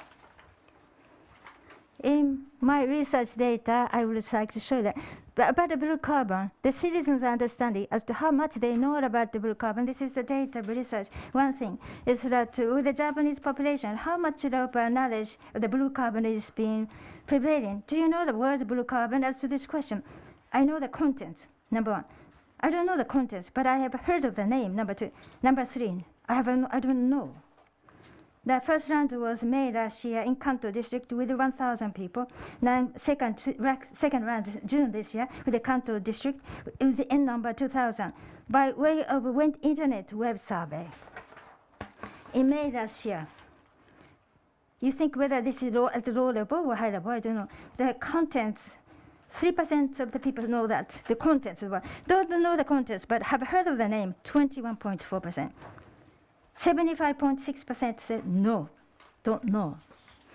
For 1 year later, what happened? There is some increase, I should say. The contents, 4% of people know the contents, have heard of it, 24.9%. So compared to 1 year ago, few percentage points increase, which I think is a major progress. In this way, the content, how they know this BC, knowing the content and internet and TV and so forth. On TV, blue carbon content programs are here. I have taken the data. This is by M Data, TV data present company. In March this year up to October, half a year, TV program covered. And then blue carbon, out of the programs, we have extracted the programs which include the blue card, 18 programs. Whether it's for better or worse, I don't know, but with the Japanese TV, NET, NVT, the blue carbon project started, so predominantly there is high number of coverage. But with NHK, Fuji TV, Terebi Asahi, and Terebi Tokyo, once once respectively, in the private sector broadcasting with the public broadcasting, they are started about to communicate the blue carbon. The contents being introduced, whether in EV in the 3rd of June, the classroom that you want to take. We have introduced the mystery of the ocean. It's an entertainment program. Mangrove Forest of the Irio Tejima, they have introduced the blue carbon concept. With the economic program, Telebi Tokyo, World Business Satellite, decarbonization. For it, it's a buzzword, is a blue carbon. In NHK news program, Ohio Nippon, Good Morning Nippon, Akeshi, in Hokkaido, they have introduced this word blue carbon. So the numbers are less, not much. But in entertainment program, to the economic program, news program, in the various genre of program, blue carbon is being dealt with, picked up with. The blue carbon, which is a keyword, has entertainment in it. And also this focus of attention as business. In SDG also, this is another focus. So it has various dimensions so that this happens. Lastly, but not least, as to blue carbon, especially how much of level of scientific understanding, how much advancement there is. As was said earlier, in June, web survey in June this year, with the same questionnaire. For those who said, yes, I know the blue carbon, with the 577, we look into the level of scientific understanding. There are 6 questions. I think I'm wrong. I don't know. I think I'm right. These are 3 choices that they can choose, respond to. Prior to the question, especially, don't look into this in particular. Just pick up the answer that you think is right. So don't look into the internet. Please give us, and they have given us an answer without looking into the internet. These are the 6 questions. With these questions, 6 questions, with Asahi-san, Asahi and Kim Takashi-san, and us have created this study. So scientific understanding is questioned. You might make a misunderstanding. I'm sure all of you here on the whole would come up with the right answer. Question 1, the seaweeds and seaweed, unlike terrestrial plants, they don't absorb the CO2. This is wrong. Question 2, the seaweed beds related to blue carbon play an important role, high role to secure the diversity of other living things. Right. Number 3, by the work of a seaweed, seagrass, for a longer period, when they are away from the material circulation in the ecosystem, part of them can be stored. Right. Number 4, the wakame seaweed and the kelp, which absorb the CO2. By eating the kelp, you can reduce the amount of CO2. No, wrong. Number 5, unlike seaweed, seagrass, the mangrove forest does not contribute to the sequestration and capture of CO2. Wrong. And question number 6, the richer the oxygen in the mud of the seabed, you can store the carbon longer. Wrong. So this is a question, 600 people, we have asked a question where they said that they know this. This is the right answer. Question 1 and question 2, more than 60% of people have given us the right answer. From question 3, all of a sudden there's a much reduction in the right answer. Question 4, especially related to the blue carbon, this is quite a misleading question. By eating kelp and so forth, to reduce the CO2 in the entire atmosphere is not related. So less than 30% of the people have given us the right answer. And next question, the anoxic oxygen there is, you can store the CO2. There is a much reduction in the right answer when it becomes much more scientific-oriented question. This level of scientific understanding amongst the Japanese people. Lastly, with the sales program NTV, when you prepare the program with the blue carbon, what's difficult to convey the blue carbon concept on TV? These are the keywords that we have picked up. As to the difficulty, it's not visible. We cannot visualize it. Blue and carbon, you don't get hit. This is the blue carbon. You cannot show the blue carbon physically. If you try to explain the principle of storage, it is too complicated. So this is the current status and difficulty of conveying the message of blue carbon. Upon this, how you are to widen the dissemination of blue carbon one another. We like to invite the people who are appealing to this question, to this issue, to the wider people and the wider range of people. I would like to invite the next first speaker, Mr. Kotaro Ogami, who is a representative director of Fukuoka Fan, who is also the director of Executive Committee of Fukuoka Festival, Fukuoka Blue Summit. Please.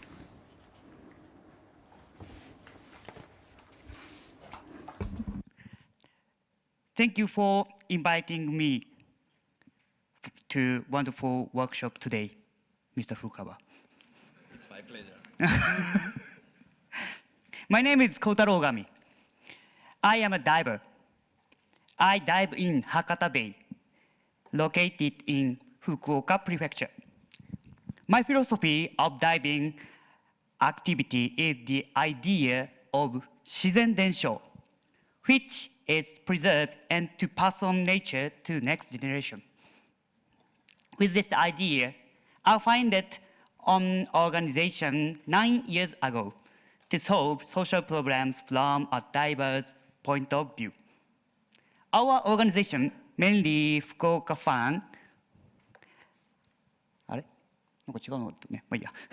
mainly Fukuoka Fan, mainly has 9 things for achieving our goals. To school about underwater world, to underwater survey, to observe the creatures and pick up sea garbage, to take photo and movie exhibition. No worries. このままでいいよ。そのまま行きましょう。はい。OK です。これです。はい。And to take photo and movie exhibition, to training divers for disaster rescue, to introductory diving course, to collaboration with the other organizations. We held the Amamo Summit this year. Over 4,700 people came over the 3 days, including satellite, a total of 80,000 people came. This beyond our imagination. Thank you very much to everyone. Today, I'd like to take you to the movie in Fukuoka, Hakata Bay. I hope it will be a good opportunity for you to think about the ocean. From now, I'd like to speak in Japanese. Now, in Japanese, let me speak. Once again, Kotaro Ogami is my name. Nice to see you. And this time, during the Amamo Summit, we have run this part of the movies that we have shown. Along with this image, I'd like to think about the ocean with you. From now on, the pictures showing the Hakata Bay. Firstly, the first place we go to is the estuary. We come to the estuary of the river and the base. It is enclosed bay, the ocean, the river. From the river, the flow and the nutrient dependent nature it has. At the estuary, there are acid shells. 2 meter, with a 2 meter impartition, there is a change in the benthic nature, 2.5 and 3 meters. Then this is clay-like. It's like this clay-like nature. However, looking at around you, we have the flatfish. There are many kinds of species of living things in the ocean. Next, we'd like to take you from estuary to Kubochi, the remains of the land. They have reclaimed this. This is where they have excavated. They have made a hole, dent. If you go there in this way, very silk-like benthic nature, diver goes in and you put a hand, then when you come to reach there up to your shoulder, you still cannot reach the bottom of it. But still, thanks to the effort and many projects, the river sand and cobbles can be put in here. They're making this effort. And there you see that the seaweed is coming back. About 10 meters of water depth. So there used to be no seaweed, but now they are coming back to being seen. After time elapsed, after one year, 2 to 3 centimeters of silt is stored. If you put the hand to the bottom, then you shake it, then you see the stone or sand 1 year ago. So gradually if you let it all go, let it be, then there is no improvement of the ocean. So that inside the Hakata Bay, we have an artificial seaside. This is Jigohama Ocean in Fukuoka. We have a population of 1.6 million in front of us with a dome. So the high school students making a presentation, they are showing the eggs like this. This is where the underwater is shown, and the eelgrass is abundant in here in some spot.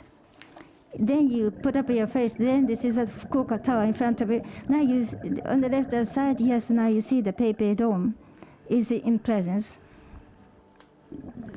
And then with this Yohama is used, we have done various activities. In Fukuoka, there is much deeping as feeding damage. So we don't make it as a table. We like to make a shelter. Along with the children, we made a shelter. It attracts a lot of fish. You can see this world. So what we have seen there is Suzuki and Umitanago fish and march. These features were not seen. These creatures were seen. So the seaweed and the feeding damage, asari was observed in the estuary. At the estuary, beyond the estuary, there's no asari shell. This year, so much reduction. Maybe we are saying that this is due to the feeding damage, but if you make a diving, then I've seen it in person. This is the day after the heavy rain. This hiragi is fallen. Is it in the 1 week later? It has been revived. But in asari mategai, umisabote, living in the eelgrass beds, there is a reduction in the nutrient concentration. Oxygen is there after the measurement, but there is a low degree of salinity. They come to the surface, they are dead. Not just this is due to the feeding damage. This is an enclosed ocean. This is a particular ocean due to the heavy rain so that the asari on the benthic animals or benthic plants are being threatened. As you see, we have seen in person. Going upwards outside, going to the open ocean, high ocean, you see that there is many species of seaweed, but inside there are some negative words, but there are still wonderful world with us. The goodness of the sea is nurtured by the fresh ocean water, seawater. We have Japanese anchovy is swimming and kampati. So these fish who used to be inhabited in the open sea are coming into Hakata Bay. And today, Dr. Kondo said earlier, the eDNA, when we're doing the sampling, it's important for us to see it visually. One of the attractiveness of the visual observation is that this way you bump into the lovable features. They are holding the eggs that so they are looking in this way. They are there in the underwater, and Tsunadako, the octopus, looks cute, but he's really angry in actuality. So in this way, the tragis, looking at seaside, their eyes look like heart-shaped. So also, reason that is the rock and roller hairdo, and this sort of fish is also existing under the water. Now they are yawning. This fish is yawning. Kusafugu, the puffish, it is buried in the sand. He kept diving for 30 minutes or something, but he was flying and he's really in a good shape, inhibiting. I am fond of this ocean. How best you can protect and save this ocean. Beyond that, I have bumped into the concept of a blue carbon ecosystem, and we are doing this from the biodiversity perspective, but in actuality, this could be a measure to counter the global warming. This is what I've learned. Throughout the 4 seasons, throughout the year, many faces are seen in the same place. So I hope you would enjoy the sea for 4 seasons throughout the year. And from on, what do I think myself as to the activities? Firstly, you know the charm. This may be the art and other issue. In order for us to do this, you have to do the things that you like. It's important. Firstly, you have to do what you can do. You think about the lofty stuff, it's no way. You have to do something closer to you. And many people here, after listening to you, I'm very thrilled. The collaboration is very important. And the high school students said in their presentation, there's a connection between life and ocean. Through land and through rivers and through water, we are connected all with each other. By looking at the ocean, I feel it in actuality myself. Let us work together to create the better ocean. Thank you.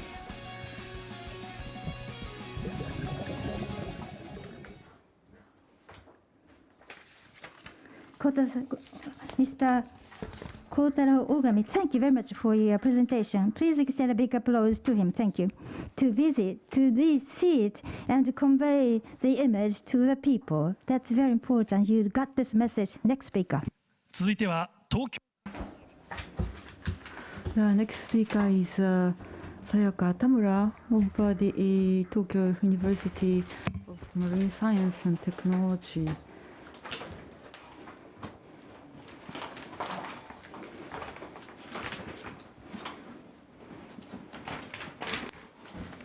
Thank you very much for your kind introduction. My name is Sayaka Tamura.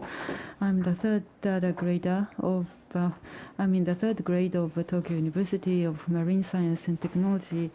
I have been running the network, Tokyo Bay network, and I have been working to facilitate the flow of information amongst the college students for activities related to the sea. So let me speak now in Japanese. Dear Chairman, first of all, let me introduce myself. My name is Sayaka Tamura, a 3rd-year student at Tokyo University of Marine Science and Technology. I was born in Yokohama, a port town near Tokyo Bay. When I was a high school student, I decided to enter Tokyo University of Marine Science and Technology because I had a dream of becoming a researcher who would contribute to the environmental restoration of Tokyo Bay.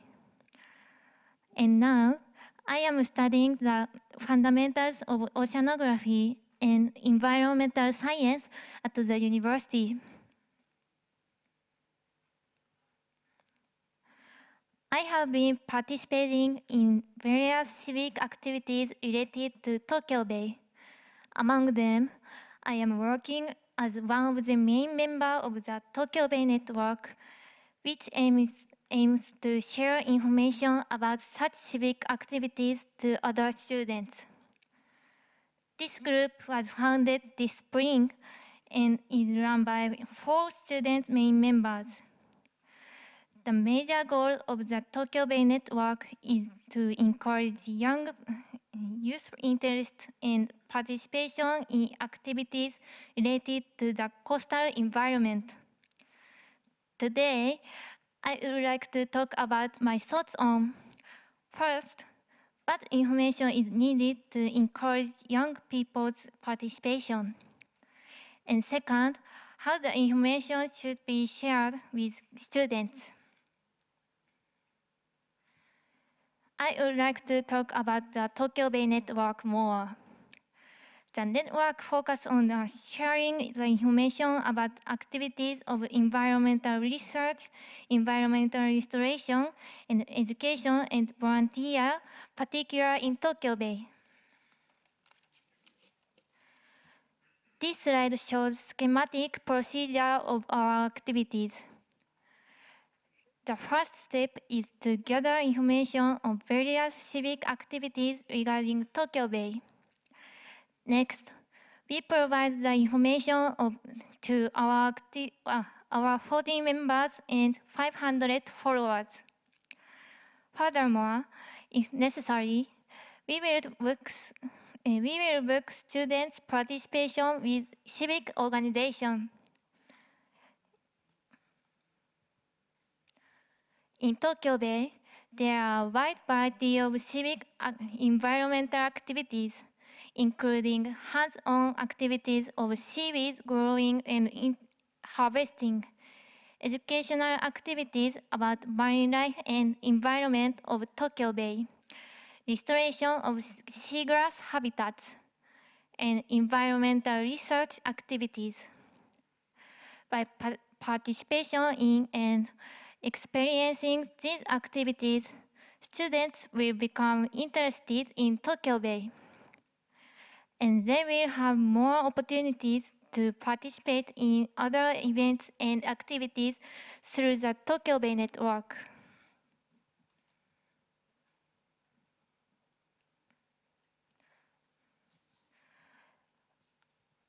Why is youth participation so important to these civic activities?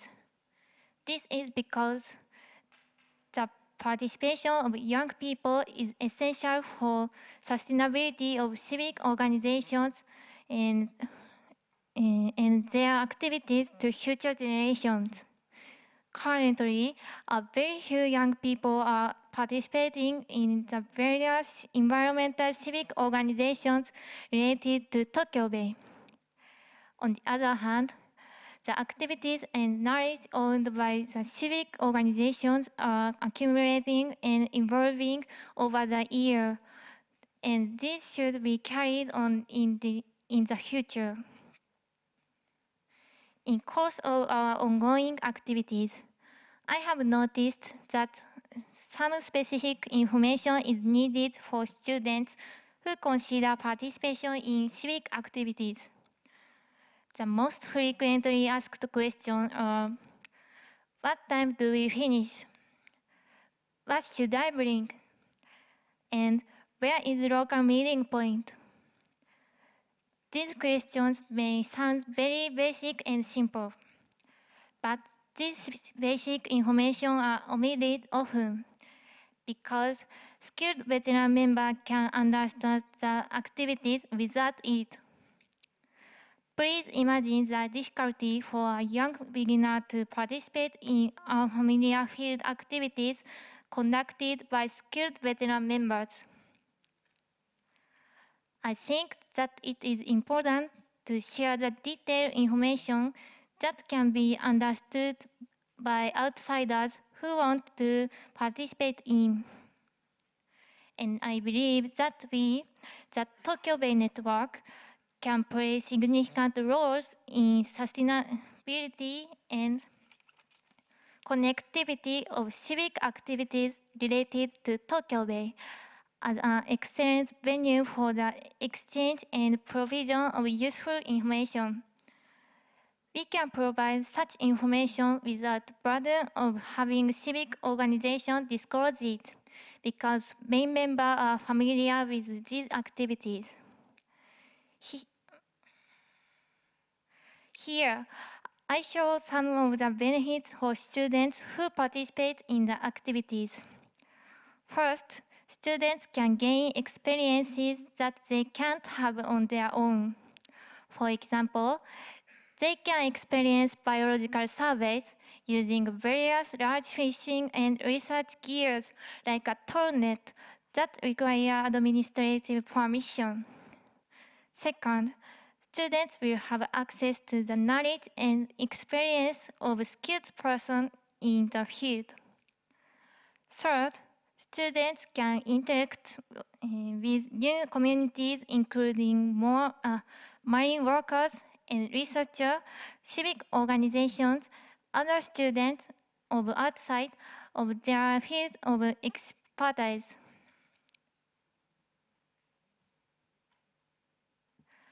We have been working to encourage young students to participate in the civic activities more and more. However, we face several issues in our activities. First, we should consider classification of the differentiation between members of civic organizations who paying dues or effort for activities and students who are temporarily participating. Second, even with all the precautions taken, outdoors activities at some sites include often danger. It is important to consider insurance coverage available to students in case of accidents. For us, since it is difficult for an unspecified number of people to purchase a group insurance, the decision is currently left to individual students. Another issue for students is the availability of transportation, because almost students don't have a car. Seaside activities are often held early in the morning at locations without appropriate public transportation.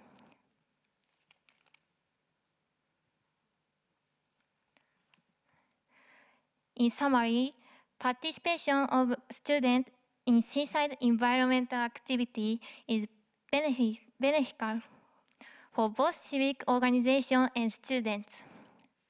But, as I mentioned, there are many issues. The Tokyo Bay Network will challenge to resolve these issues and contribute to sustain the civic activities for Tokyo Bay. Thank you for your listening. ありがとうございました。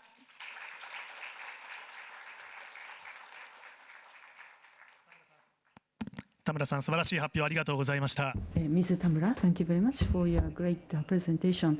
I have been encouraged by your statement that that's important for our young students to participate in these activities as well as challenges to address. So, third grader from Tokyo, we have Ayane Senoue, please.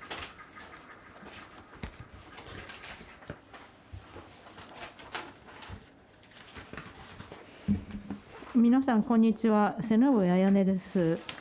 そして私は小学校3年生です。私は海が大好きです。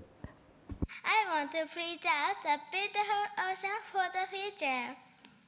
I'm studying about the blue carbon. I also participate in eelgrass restoration activities. I have also been involved in public awareness activities, such as giving presentation on blue carbon at events, because I want many people to participate. Now I will be presenting about the importance of children sharing information with adults. The theme is "It's difficult but important," and I want to pass it on to children just like me. From here on, I will speak in Japanese. So last fiscal year, I participated in the Ocean Infographic Contest sponsored by the Nippon Foundation, and it was free research on blue carbon. And based on that, I teamed up with an art student, created infographic work, and got the top prize. And the opportunity to participate in the contest is that I could proceed with briefings online during the pandemic. And because of the lockdown, I had a lot of time to study. And I wanted to make challenges even despite the pandemic and decided to make this challenge. And blue carbon was chosen as a theme because I was surprised and impressed to learn about blue carbon for the first time, that marine life such as eelgrass, seagrass, and macroalgae uptake carbon in the sea. It might be that blue carbon could become a trump card to stop global warming, and I want to communicate this to many people. It was tough to study about blue carbon. I would do a search of blue carbon in the library and couldn't find any books. Of course, there was no literature that children could understand, and therefore I went to the Ministry of Land Infrastructure and Transport website and used the materials and videos, and also read the paper by Professor Kwai and studied hard. When making the infographic work, I worked hard so that it could be easily understood. And I wanted small children to also learn, and therefore I wanted to have a cheerful mood and use cute illustrations and could be understood even if the children could not read yet. And in the contest I got the top prize, and since that time it became a work that many people viewed, and I was very happy about that. And that was to be linked to disseminating blue carbon and enlightening people, which was also something satisfactory. And after that, when studying about blue carbon, there was not a book that children could easily learn from, and therefore I wanted to make a picture book so that children could learn. However, it costs a lot to publish a book, and it was difficult for myself as a child. Therefore, I came up with the idea of a folded book. Unlike publishing a book, all you need is one piece of paper. I would make a cut with scissors and then fold, and it becomes a small book. And it will not cost much, so that's the biggest advantage. If it is used in class, then the teachers can just print copies and can make this book. And if it is used in workshops and events, then it will be a way to learn about blue carbon, and you can also enjoy the process of creating this folded book. So first I want the children to have fun with this folded book and then learn about blue carbon too. And the finished book is very small so that it can be put in the pocket of a child. And the Association for Shore Environment, of which I am a junior member, gave support to make a video. Do you know blue carbon? The CO2 absorbed in forests would be called green carbon, but using marine life to absorb and sequester CO2 is called blue carbon. And for the workshop this time, I teamed up with MM-san of Philippines and created the English version, and I wanted to communicate my feelings and expectations toward blue carbon when I first learned about it, and I'm glad that the activity is expanding. And I'm also participating in the Ocean Infographic Contest this year, and it is based on the theme of carbon neutral port. Carbon neutral port.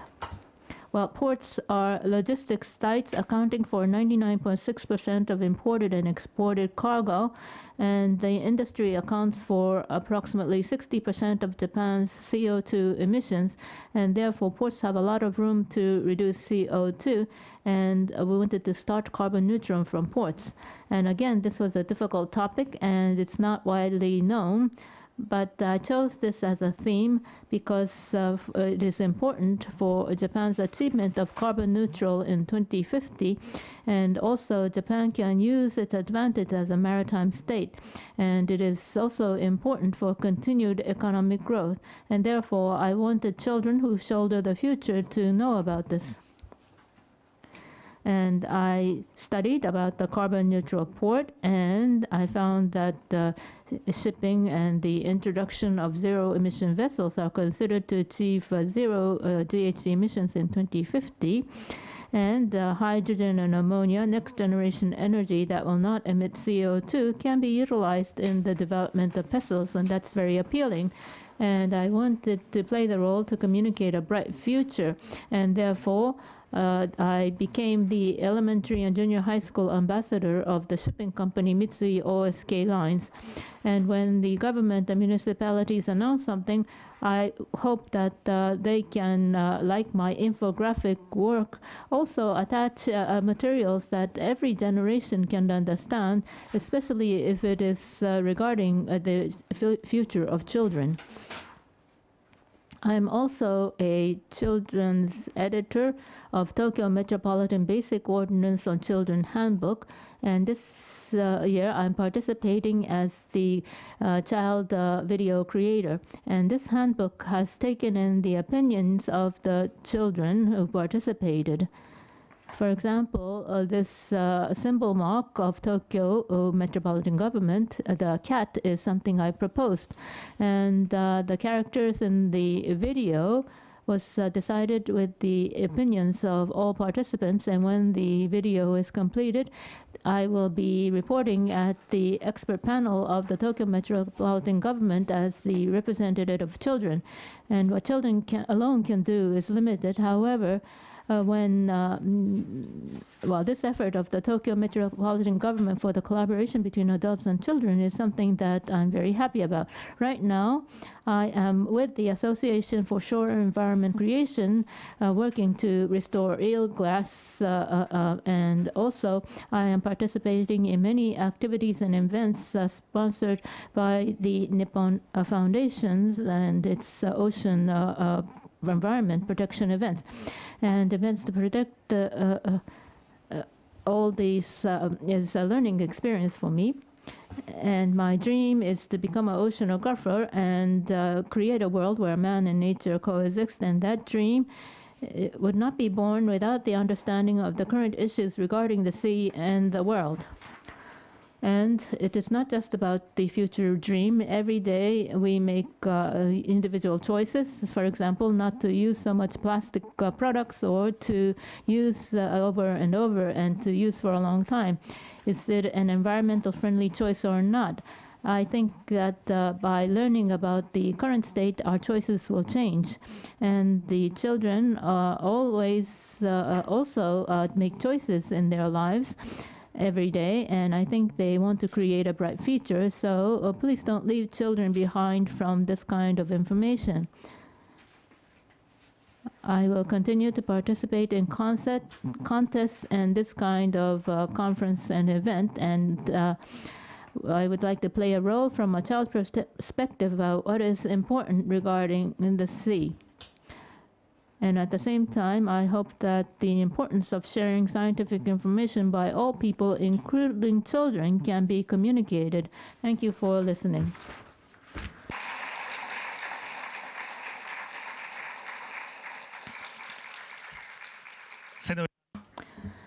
Ms. Senoe, thank you for the wonderful presentation. And looking at Ms. Senoe, I feel that Japan's future is quite bright and positive. 環境研究センター統合応用ネットワーク科学コミュニケーターのシドニー・アンダーソンさん、お願いいたします。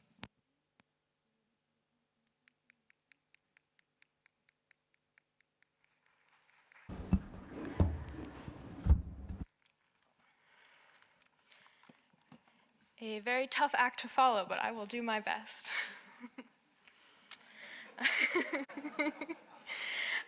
My name is Sydney Anderson. I am a science communicator with the University of Maryland Center for Environmental Science in the United States, and specifically here attached to the Coast Guard Project. So what is the Coast Guard Project? You'll learn much more about it tomorrow, but I'd like to give you a short overview. It stands for the Coastal Ocean Assessment for Sustainability and Transformation. In a nutshell, it is a global international collaboration between 5 countries, the United States, Japan, India, Norway, and the Philippines. Within those 5 countries, we have 5 different teams that take on different roles within the project, all leading towards this goal of assessment of coastal sustainability and how we can have an impact on that. It is a transdisciplinary project, which means that we look for the cooperation between the researchers, the communities that we're trying to interact with, and those that make the decisions in those communities and how we can drive change there. And we do this through a 3-pronged approach, which is a socio-environmental report card, social network analysis, and system dynamics modeling. So I'm here to talk to you about how we create effective science communication. In this project in particular, we have to reach across 5 different countries, multiple different languages. How do we do that successfully, and how do we do that consistently for the duration of a project? The first thing when you think about effective science communication is audience-driven. What is the best way that you can reach the audience you're trying to interact with? How I might present something to a room of university professors is different than how I might present it to an elementary classroom. So thinking about your audience, and once you know that, you can think about your message that you're trying to send. What do you want your audience to walk away with? And you can shape your message from there.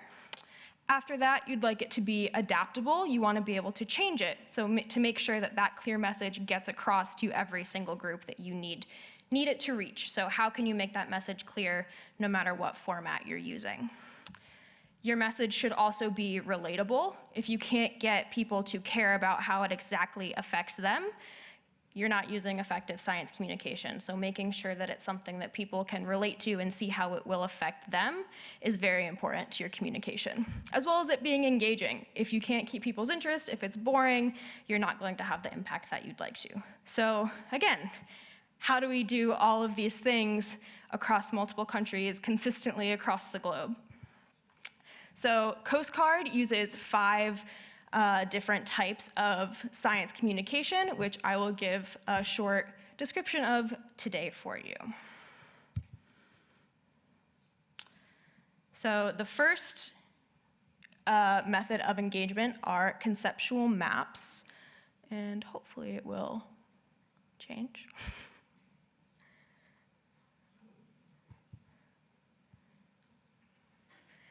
So these conceptual maps are something that is more engaging than just a standard locator map. It's more of an abstract representation of a location. So for the Coast Guard project in particular, we made a conceptual map for each of the 5 study sites that we have in this project.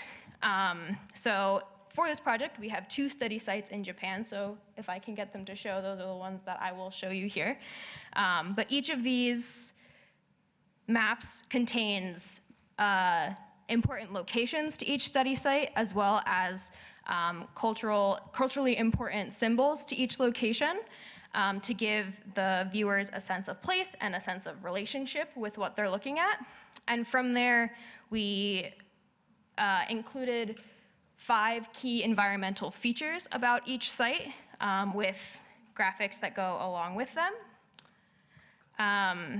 as well as 5 environmental threats that each of these locations is facing. So what are things we'd like to preserve about these areas, and what are threats that these areas are facing? And so in this way, we're hoping that we can give that sense of place in these with these maps and show what we're trying to preserve and what things we're trying to get individuals in these areas to feel concerned about. From there, we also use different types of stakeholder engagement. And so these take the form of going out in your communities and interacting with the people that live in them. You can't make the most effective management decisions unless you're talking to the people who are directly influenced by the decisions that you're making and finding out what's important to them. So these engagement activities take the form of the seagrass planting events that have been hosted here, as well as in locations like the US and the Philippines. We've been holding stakeholder listening sessions where we ask folks to join us. Oh, here we go, it's our conceptual map. Okay, thank you. So like I said, we've got 2 sites in Japan. The first is Tokyo Bay. So like I said, on the top, we've got our key environmental features. So what are parts of this study site that we'd like to preserve? And then along the bottom, we've got our 5 threats. And so what are things we'd like our communities to care about? And our second site in Japan is Ishigaki Island and Sekusei Lagoon. So similarly, again, we have our 5 key environmental features of this area that we're trying to preserve, as well as 5 key threats on the bottom of what we're focusing on and the kind of coastal sustainability we're hoping and change we're hoping to enact in these locations. Okay, so stakeholder engagement, like I was just talking about, these are our in-person events.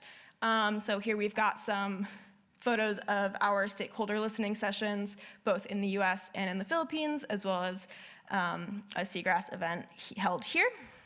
And these let our communities give us the feedback on the things that they want to see when we create a report card in this community, what is important to them. And we learn from them, and they learn from us, and that's really the only way to create effective change anywhere you're working.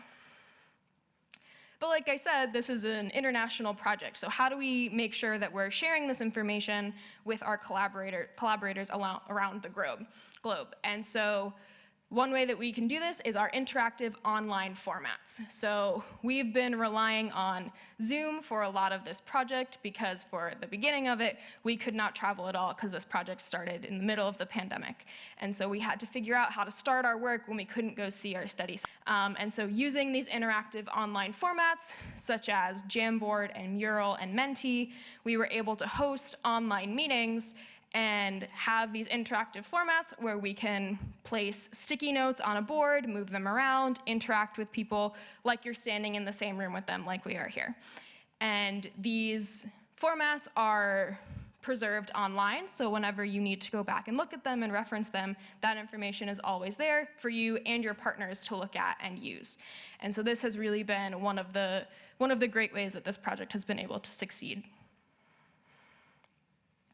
So once you hold your community events, how do you make sure that your community and your stakeholders know that you're taking their input and their information into account and not just making your decisions based on what you would like to do? One of the ways that we do that is quarterly newsletters for our project. And these newsletters go out in 3 different languages. They go out in English, Hindi, and Japanese to make sure that the communication that we're sending out is, 1, not limited by the sender, but also not limited by the receiver. So we're making sure that we're communicating effectively to everybody who might receive this project and making that information clear as well. And then one of the most traditional ways that we can communicate our science is through printed documents. As you might have noticed in the entryway, out front, there's a lot of information about Coast Guard through posters and report cards and a pamphlet that you are welcome to pick up, as well as items like the stakeholder engagement tool guide that we have recently created. So these things are items that you can physically hand to people and hope that they will look through and get information and look at all of your graphics, like your conceptual map or your conceptual diagram. So these communicate them in the most traditional way. In the middle, we have our 2 follow-up to specific events that were held. So these types of printed documents show your audience and the folks that you engaged with that you did take into account what they said to you, that you are analyzing what they used and using that to shape your project goals and your decisions from there. And then when they receive that, they can feel like a part of that project, that you remember that they attended your event, and they'll be interested in what you do with it following the event and just in the future. So thank you very much. Hopefully you liked learning about the Coast Guard project. If you're interested in following our newsletter or just learning more about Coast Guard in general, please feel free to scan our QR codes. Thank you. Thanks for the great presentation. I have better understanding of case of science communication in other countries. Please stay on stage. ではこの後ディスカッションへと移ります。皆さん今一度ご登壇ください。Thank you. Once again, thank you very much for your great presentations. I hope you all enjoyed as well. Many people share stories about science communication from the different perspectives. The first, Mr. Ogami, I'd like to ask you. So you use the video for communication for visual effects. I think the visual information is perhaps very effective. Yes, of course, data are important, but in addition, instead of numbers and the characters, the video or the illustration would give you such a gut feeling. Ms. Senoue, have you seen often what's the underwater environment looks like? So all the adults helped.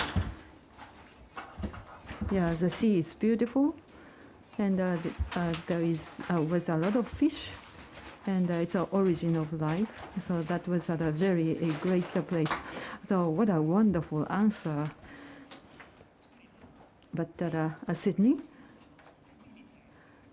the Japanese people's interest in the sea, how do you compare that with other countries? With other countries, the level. No, the people's interest in the sea. How do you compare that in Japan and other countries? It's very similar in other countries as well. We held listening sessions in the United States and in the Philippines, and a lot of the interactions that we held, that we had among those people were very similar to the different sessions that we had with individuals in the United States. And so people do care about the work that we're doing, and once they find out about the information and find out about the work, they do get very interested in it and get excited about the work that they're doing and want to know what else they can do and where else they can find resources. So seeing that excitement everywhere that we go is always very great to see. なるほど、なるほど。はい。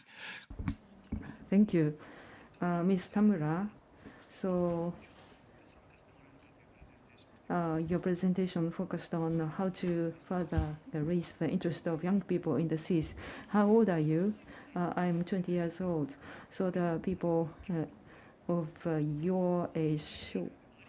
So I think that your colleagues at school and college are naturally very highly interested in the sea. But what do you think of the level of interest of the college students outside of your college? Of course, my college has many students who love the sea, but I think, and I and two other students from the high school, which had 170 people in the same year, in the same class.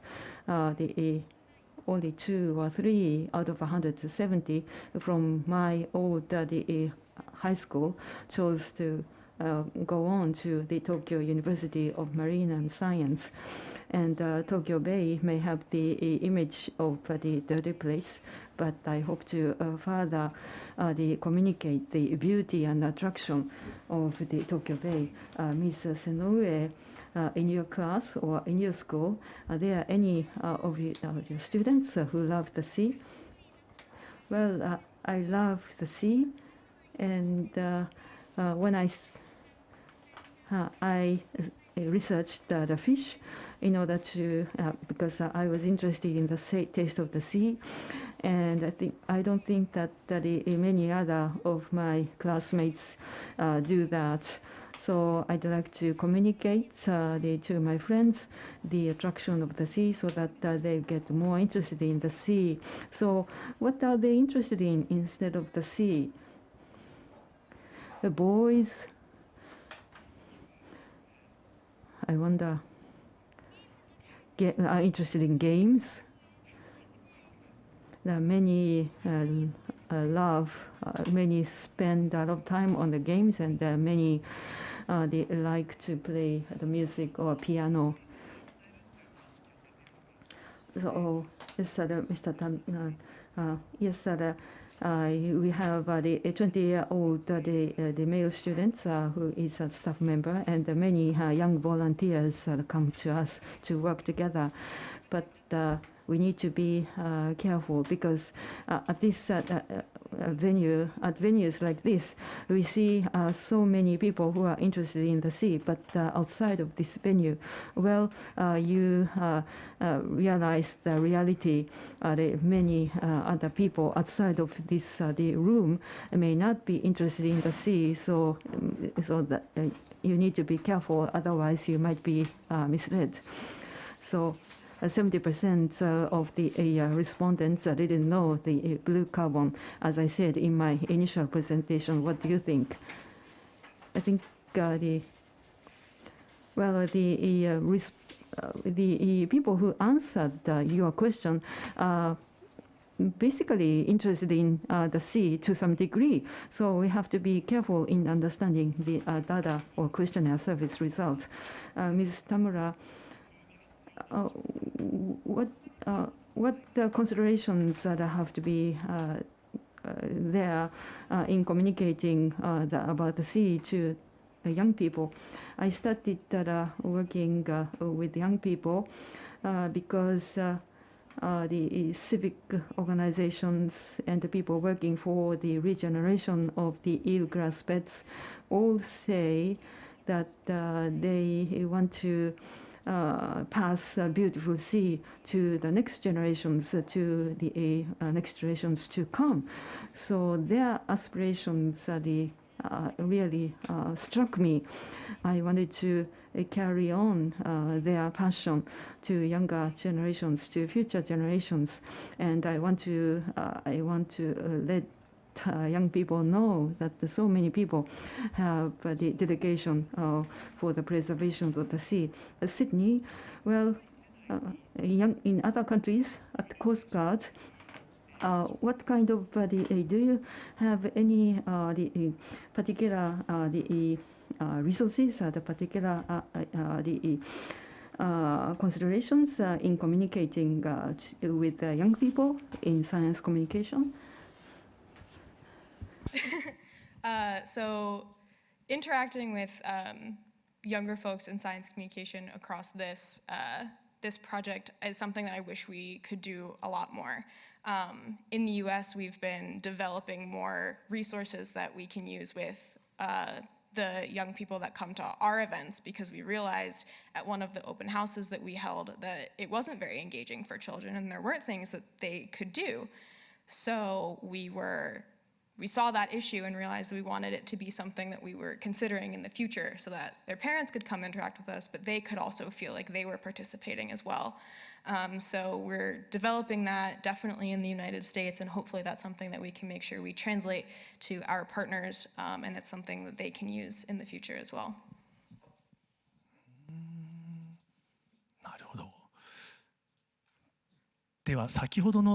Oh, thank you very much. Well, what do you think of the book or brochure by Ms. Senoue? The first time we saw it, every one of us loved it. So I'm very, very impressed by what you have done, and I'm hoping that we can find a way that we can use that for us as well. Thank you. ありがとうございます。Thank you very much. Ms. Sanoue-san, why did you come up with the idea of making that book? When I surveyed the blue carbon, I didn't find any easy to understand books for children. So I wanted to have a book for children. Children could enjoy, but making a book was difficult. So I started making that folded book. So blue carbon is difficult to understand, isn't it? Yes, it is for children in particular. So that's why I want that many people know about it. So opportunities like this, I think, is really important to raise the awareness of people of the blue carbon. Well, the awareness raising, what a great idea. Well, I think it isn't easy to make people aware of the blue carbon. Yes, of course, the easy to understand the message must be formulated and communicated, but of course, the accurate, that information must be accurate. So that's why it's really difficult to come up with a very effective communication. So it's I go through a daily try and error process. So of course we cannot easily read the academic thesis to understand the blue content. So perhaps we need better other contents. Yes, but we have Ayane here, so I think Ayane will do the perfect translation of academic information into easy to understand, very exciting, interesting message. Ayane, I think your book was very interesting, not only for children but for adults. It's the first the children's attitudes were introduced, and at first that only the adults cheered some of the high performers, but it was really fantastic. Thank you so much. Oh, thank you. Through this book, I hope that many people will understand the importance of the blue carbon, so that they will be more motivated to work for the protection of the sea. So, Ms. Tamura, do you also feel that communication is very important when it comes to the blue carbon? I major in oceanology, and now in the third year, I at last started to understand.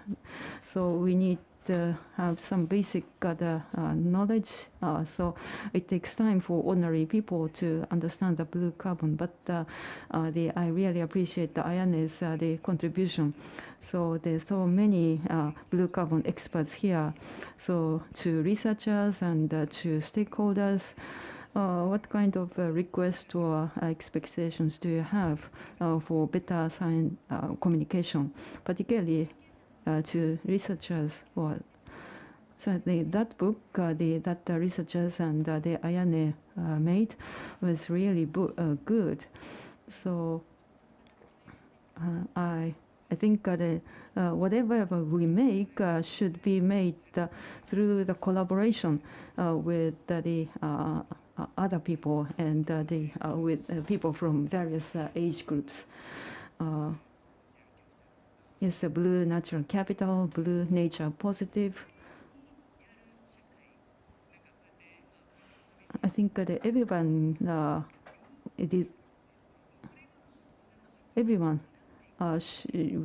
should take these concepts into account in their everyday life.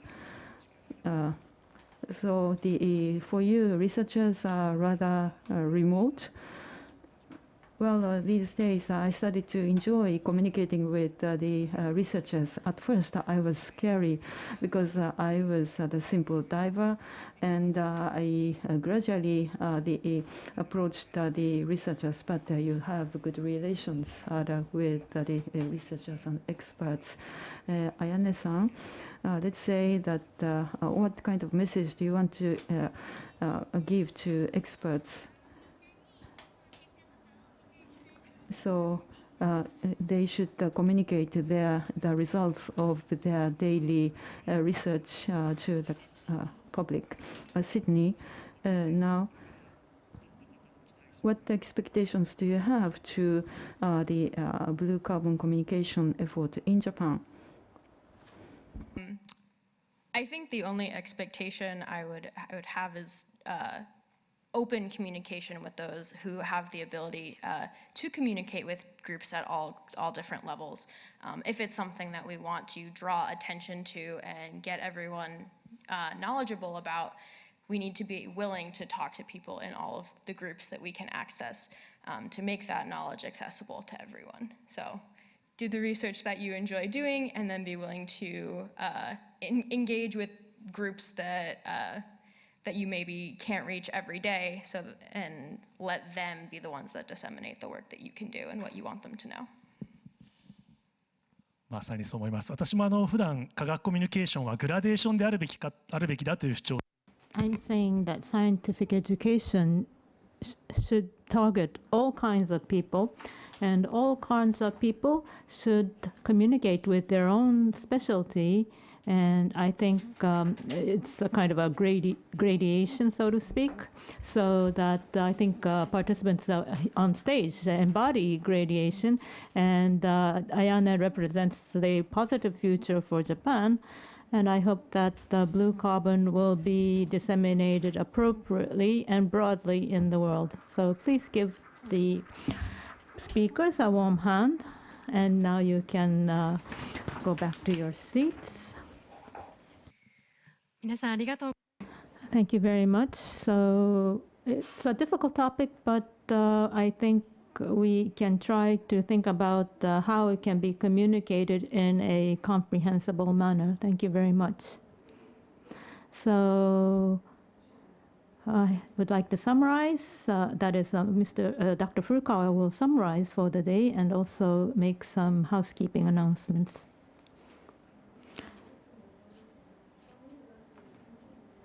So I am Fukuoka, and